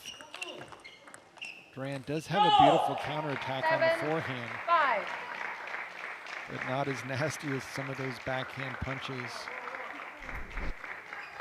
Duran in singles is 9-12, so 42.9%, 22 and 28 in the Golden game. So this would certainly help his statistics if he can bring this one home.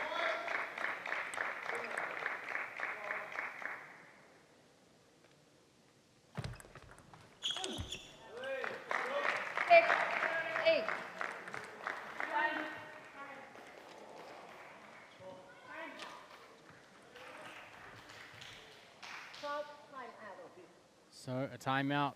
Spinner. Seattle Spinners. Spinner's timeout. 5-4, 1-1. It is 8-6 for Mark Duran of the Florida Crocs. 5-all. Smash return. Coach Luber giving most of the advice here. Frank Arias on the bench for the Crocs. You can see in these rallies here,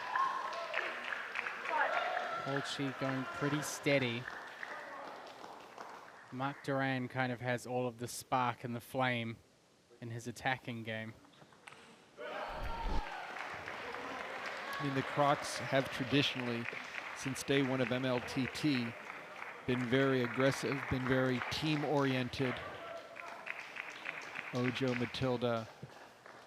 We've got Michelle Levinsky here, who'll be playing in matches throughout this weekend, along with Benjamin Brosier, and of course Daniel Gorak, who's really been the leader in singles.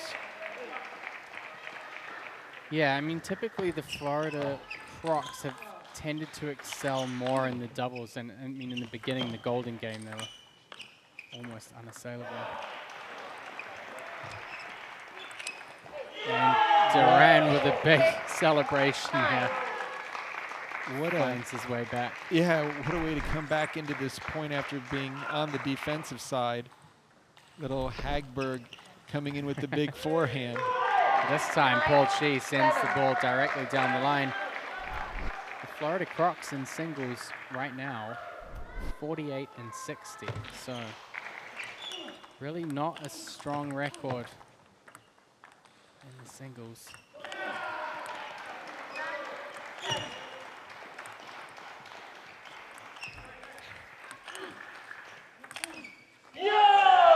Duran's just really bringing home some amazing points. Actually, we saw both players backhand chop in that rally. Big switches from defensive to offensive play.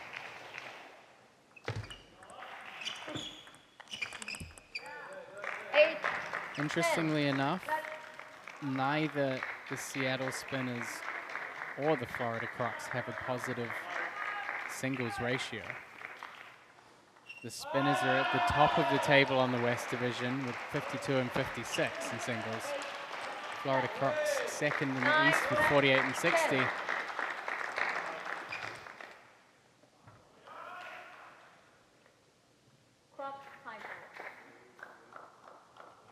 So the Crocs will use their second or last remaining timeout. They know how important this is. If Duran takes this next point, it will give and guarantee the Florida Crocs a maximum 5-point head start going into the Golden Game.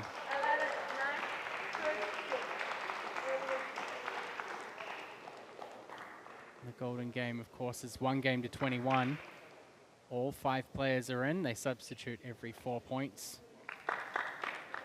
Starting score, again, based upon the overall match score. So if the Florida Crocs are 10-5 in the lead after this match, they will start with a maximum 5 points. It was interesting. Our video team put together a really nice clip where they asked all the players what they were thinking about. I think it was give one word of how it felt. And the number of players scary that said scary was amazing.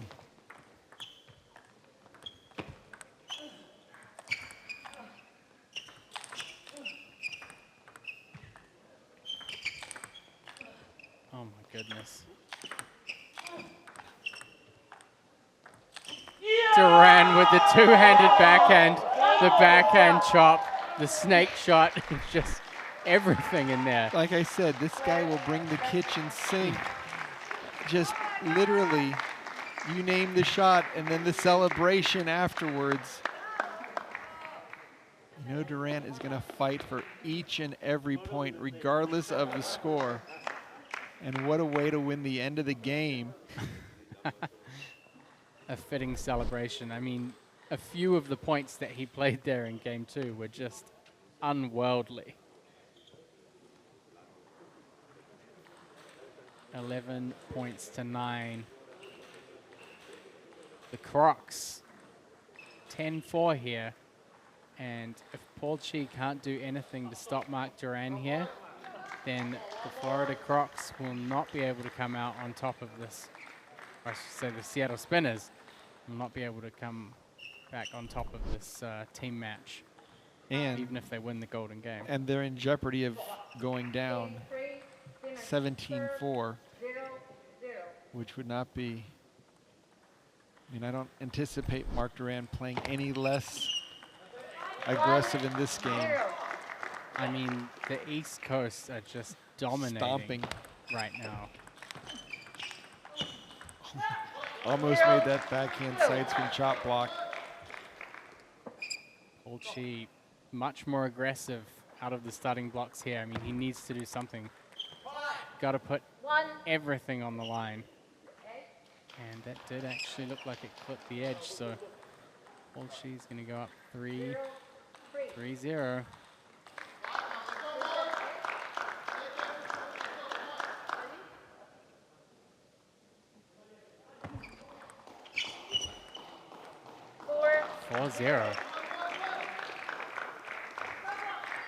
Duran has the opportunity here to shut the Seattle Spinners out. 5-0. Looks like Paul Chi has been saving the best till last. Change side. So the players switch ends, and Paul Chi 5-0. 5-0. The Seattle Spinners have somehow managed to do a great job of getting just enough. Andrew Sal also winning the doubles. game. Yeah, doubles as well.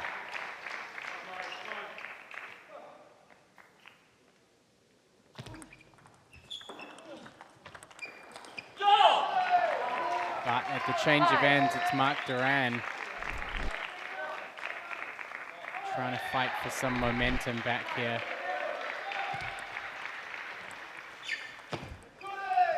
And now 5-3. Paul Chi going on a little bit of a dry spell. Had a big chance with that last ball. It's interesting to see he dropped his racket quite a lot and tried to spin the ball. He needs to win this for the Seattle Spinners. Big point right here. Oh, nice backhand rip. 7. Totally puts it away. He's got to put more power into the first ball to avoid these long lobbing and defending rallies. Just seems quite passive. It 7. hasn't been too difficult for Mark Duran to push him back into a passive mode. Especially when Duran gives up the table, he seems with his chops and just ability to work himself back into the point. 7-5. It's giving Paul Chi a lot of looks that really doesn't seem to know what to do with, instead of forcing his forehand and keeping Mark Duran at bay. Just lets him do what he wants to get back into the point. Going from 5-0 to 7-5. 7-6. Now Duran closes to within 1. Only thing that happened is both players changed ends, and Duran's come out fresh. Yeah, just a change in momentum. Paul Chi buys himself a lifeline. Some heavy spin on that first opening and good depth on the table as well.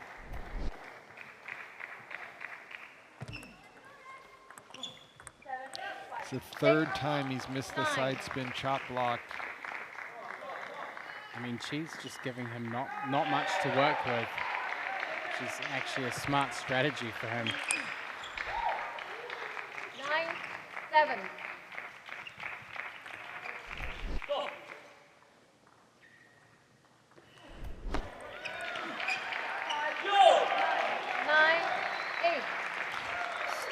So streaky this third game. Yeah, really.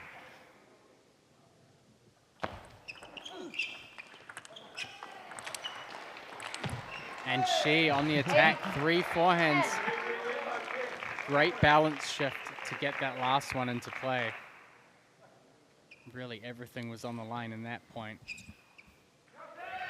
So Paul Chi, 10-8, chance to take the third game. And he gets it. 11-8. Game 3. Under all the pressure, keeps the Seattle Spinners alive. And that's the beauty of the golden game. We're going to have a chance to have the commish come out and get the order, but no team match is safe when the golden game, with 6 points available, is upon us. And to see which lineups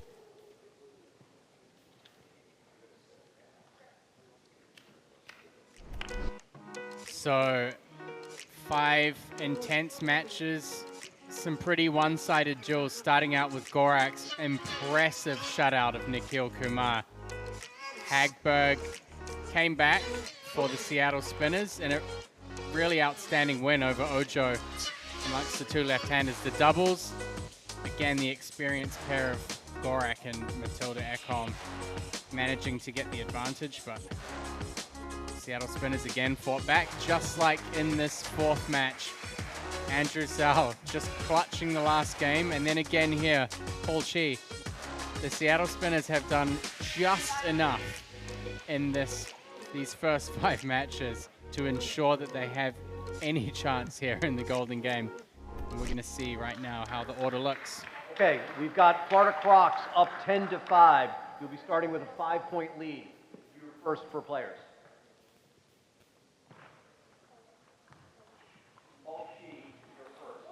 Coach, you're number 1. Mark Duran, you're number 1. Number 2? Gorak, number 2. Coach? Kumar is your number 2. Who's your number 3? Johan Hagberg is your number 3. Who's your number 3, Coach? Ojo is your number 3. And your 4? Benjamin making Matilda your 5. You're number 4, Coach. Andrew Sau is your 4, making Osiris your 5. Good luck, coaches. And we're going to have an identical lineup.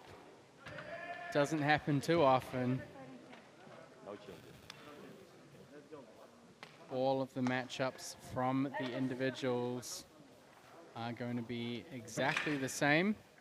And then Matilda Ekholm and Osiris Ortiz from the doubles round will now face off in the 5th round. So you've got to think that singles. The Crocs have a huge advantage if they just do what they've just done. I mean, that is a kind of, from the Spinners, I'm a little bit surprised.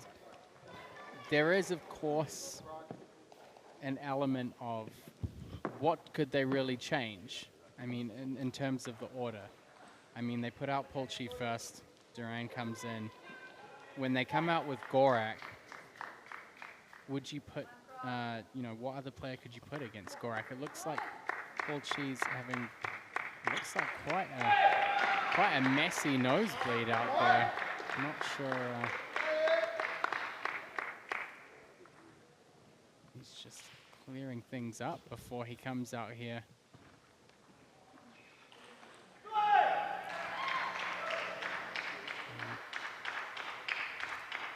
Claudine out there helping out her team. And we're just going to go and get this sorted out before Paul Chi takes the table. Of course, he's out here for just 3 points. So the players will switch every 4 points. The Crocs with a 5-0 lead. 10 minutes for injury And time.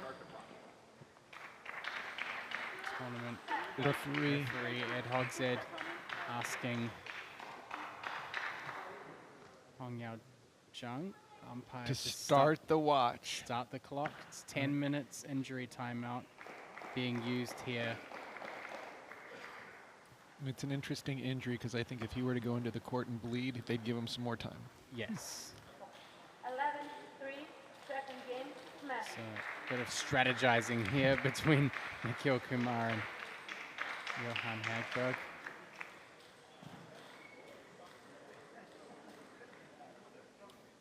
Yeah, it's really interesting to look at the lineup. I mean, we were just talking about, I mean, are there any changes that you personally would make here? If you look at the lineup for the Golden Game, is there anything that stands out to you that you think could even be changeable that would help give them an advantage? I mean, I think I would have just held Nikhil Kumar a little bit later to see off of Gorak because we just saw the 3-0 thrashing.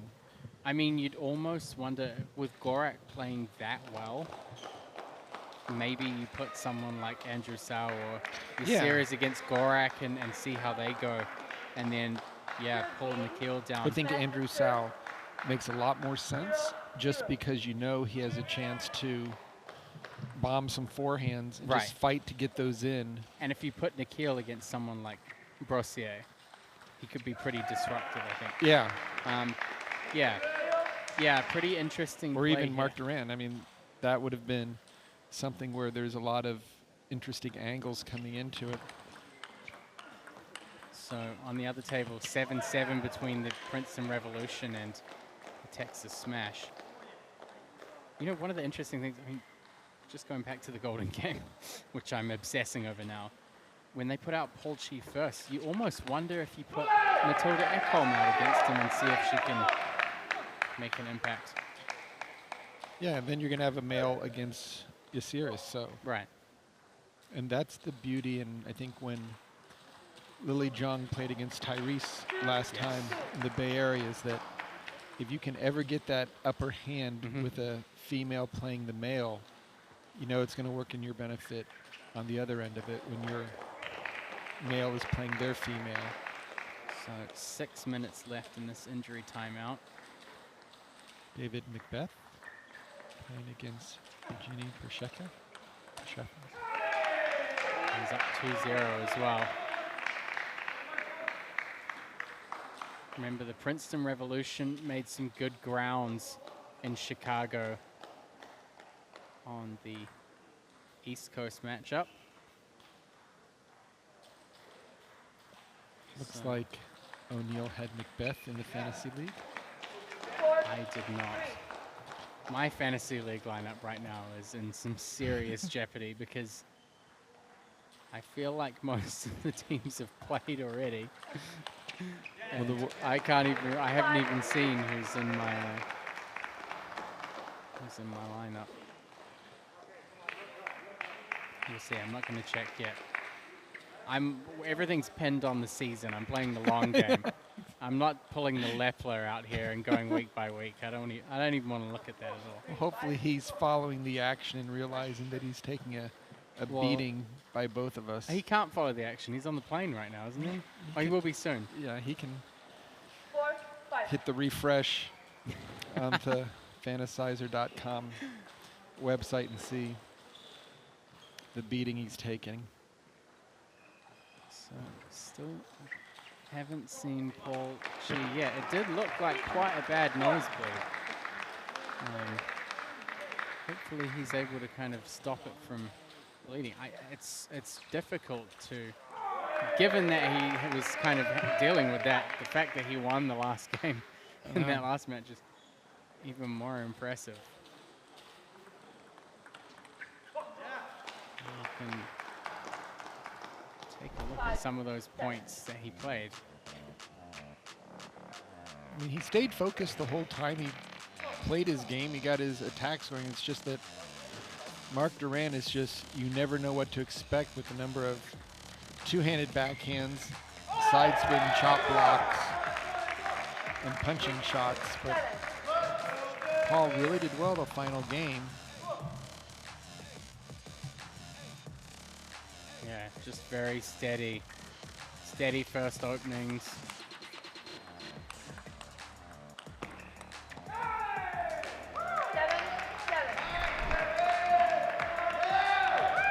Right now, injury timeout clock is counting down. I mean, he's going to need to get out onto the court.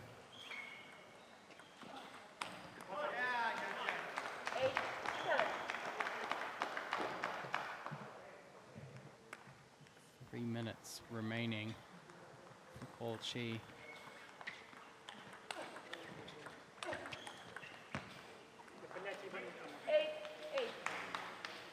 It's important to note here, Sean, that if he forfeits, it's not just going to be this first point, the first 3 points.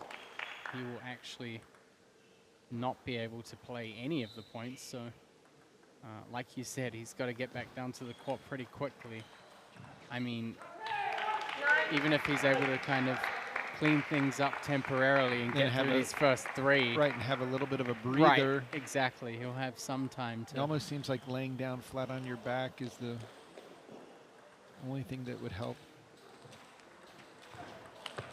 I'm this countdown timer is now making me unbelievably nervous because he still hasn't come out here yet.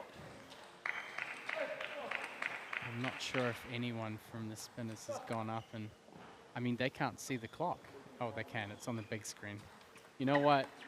I'm just going to stop talking now. It's literally everywhere in the venue on 3 of the 4 corners. So 1 minute and 40 seconds remaining in this injury timeout. For Shepherd, looks like they're going to have a golden point. Yeah, I could use it. Well, this match between the Princeton Revolution and the Texas Smash has been the closest contested match. It looks like Polchi is going to come back to the court now, being led down by Odin Gunn and Coach Luber. Still has a minute left to get back to the court.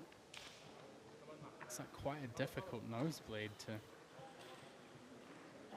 There's a lot of... I'm guessing that's just ice. I think it's ice, yeah. Coaches.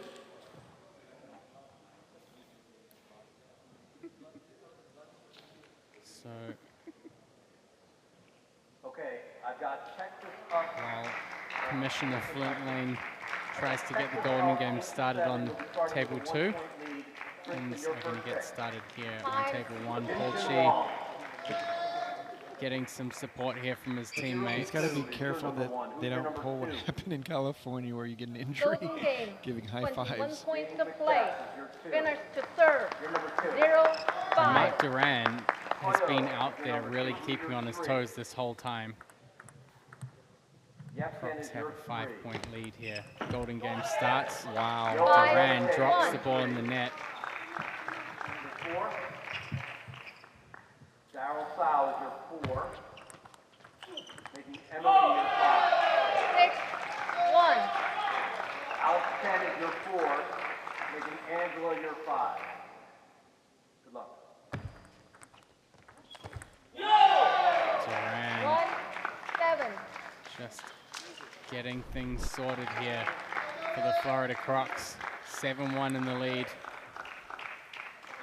And this is where Daniel Gorak would like to continue what he did in singles against Kumar.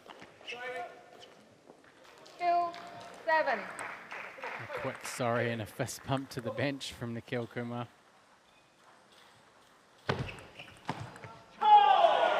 Just solid serve return by Daniel Gorak.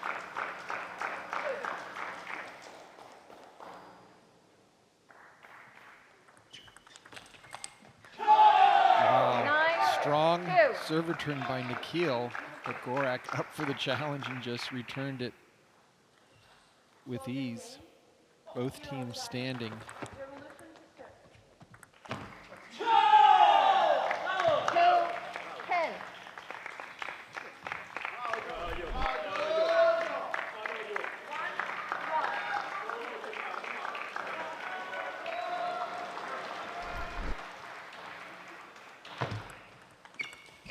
And that's the Ojo that we've seen in Daytona Beach, where he just takes that serve downtown. 11, Tries to get in 3. over the table with the backhand flick. 11-3. Oh, and he handles that 12, 3. in style.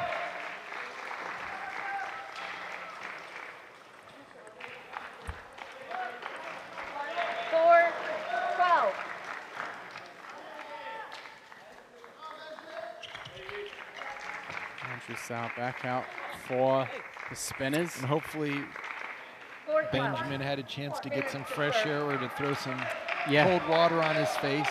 Well, I guess the interesting thing for the spinners is that in so many situations they were able to get momentum back in the third game. Right, that is true. That might help them a little bit here in this golden game. But so far, the Crocs have just... if you were to look at how they did on the last... Right, like they might have figured something out that would be useful. But the Crocs now 9 points in the lead. Oh, that's a great reloop by Benjamin Brosier, and he's come up with big points in the golden game. I think his hustle, in addition to his big shot making, has really made the difference in his golden game approach. At that time, Andrew going for the counterattack. And right now, this is not looking good for the spinners.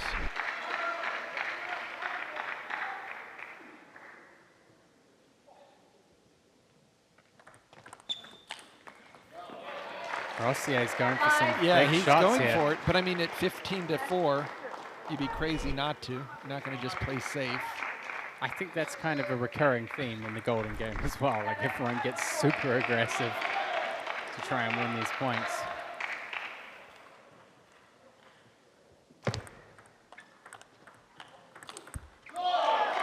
I'm sure these two must play reasonably often. I know they play in a lot of exhibition matches at Ping Pod together.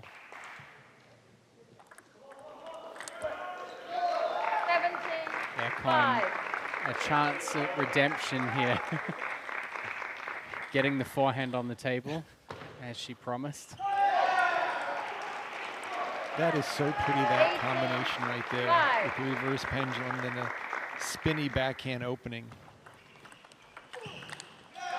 I mean, she did say the important factor here was going to be getting the ball on the table, and that's exactly what she did.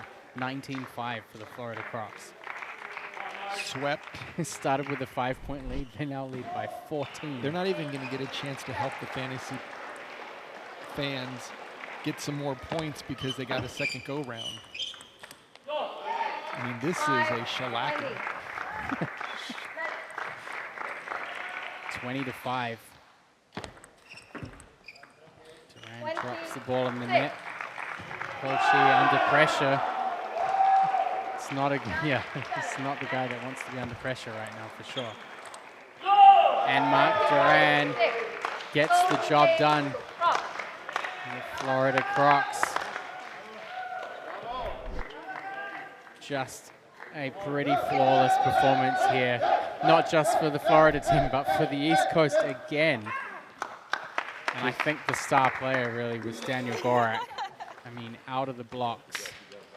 Just flawless performance from him. And then taking 2 of 3 in the doubles, and then big points in the golden game. I'm really curious to talk with Frank a little bit more about whether or not he was surprised that the Seattle Spinners kept the same order for the golden game. I mean, if I was him, I would probably be pretty delighted with how that unfolded. And we'll have a chance to talk to him in just a moment. We haven't had a chance to talk to him in a little while. So it'll be great to talk to now the coach of the Florida Crocs. Frank, congratulations. It's been a little while since we've had a chance to talk to you. Must feel good to get the Florida Crocs out here with such a decisive win to get things opened up here this weekend. Right. Yeah, we had a tough weekend back in Chicago, and we thought that we need a strong start this weekend. So I think the message was gotten. So happy to be back in track. So normally, Frank, you've always counted on Mr. Gorak to win the big points in single and team event. Any thoughts on Ojo's performance? I was a little surprised because he often tends to be the heart and soul of the team. He seemed to be a little bit quieter today.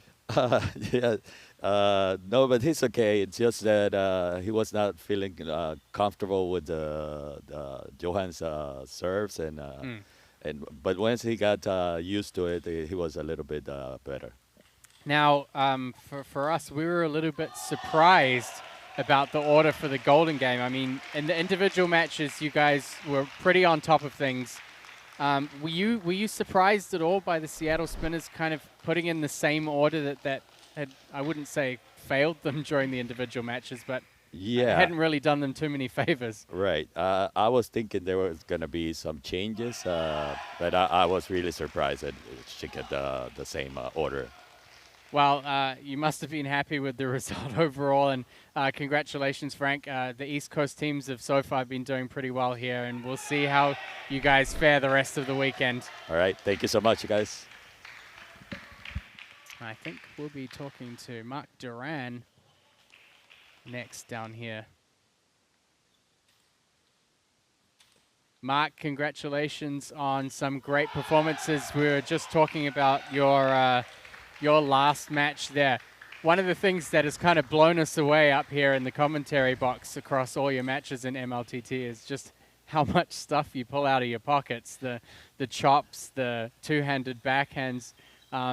What goes through your mind in a point when you're back from the table? Is your main focus to try and move forward, or is it to try and disrupt your opponent? Is it all of the above? Yeah, I try. I know I'm behind, but I wait for one good chance to come a little bit back, or with the two hands backhand, or with one chop that the other can pass the ball and I can come back in the point. But I like to play many style of things, and sometimes or many times it can work out. You know, it also seems, Mark, that your forehand is so fast that when you're up at the table, it's such a great weapon. Is that something that you're trying to get into on all the points, or is it just one of many weapons that you like to have? Yeah, it's the biggest weapon I have. I try to go service and wait for my forehand, also go around a lot and play fast. If you play with your forehand really fast, don't give time to your opponent, it's very important, I think. And the Seattle Spinners right now, the top of the West Division, they actually won all 3 matches last week in the West Division. So how important is it for you guys to take this win here to open this cross-division weekend? Yeah, it's true that they was missing a really good player like Omotayo, but it's very good for us to start winning like this, clear, because we come from the last weekend, last 2 matches we lost, and we were not used to that this season. So we were start to thinking not so positive, so it was very important for us to start winning today, because it will be a very hard weekend, and to start like this, it's very important. Well, congratulations, Mark. You played fantastic in your singles and in the Golden game, and great job to the Crocs again. Okay, thanks. Wow, what a stellar performance from the Florida Crocs. It has been an East Coast washout here.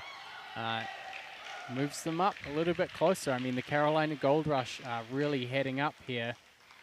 The Crocs 7-3 in Golden games. Starting to balance out that singles win-loss a little bit more. Yeah, it's a little bit interesting to see that they're underwater for the singles, but clearly in the doubles with Daniel Gorak and Matilda Ekholm, and then Golden games, winning 7 and only losing 3 to move back into second place. Of course, Chicago got a big win already, and the other matches are going on right now at 15 all.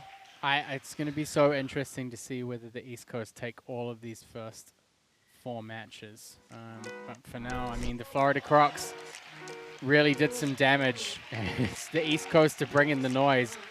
Gorak was just, I mean, all of their players in the singles matches. I feel like Ojo a little bit off today. Hagberg played brilliantly, but for the most part, the Florida Crocs were just dominant. I mean, especially in the doubles, you have that experienced duo of Gorak and Ekholm. getting the job done. The recurring theme for the Seattle Spinners was just grabbing one game at a time. Even if they were down 2-0, it happened in the doubles, it happened with Andrew Sau. They found a way to clutch those individual game wins. And then, of course, in the last individual match later on was Paul Chi giving the Seattle Spinners at least a chance in the golden game. And there's that last Duran. We just spoke to him now. I mean, the guy just throws everything into a point. So many great points. It's going to be pressure on the West now to see what they can bring in the last round this evening. And again, throughout the weekend, we'll be back at 7:30 p.m. for the third round. Thanks for joining us. Right now, we'll sign out. Be back later on.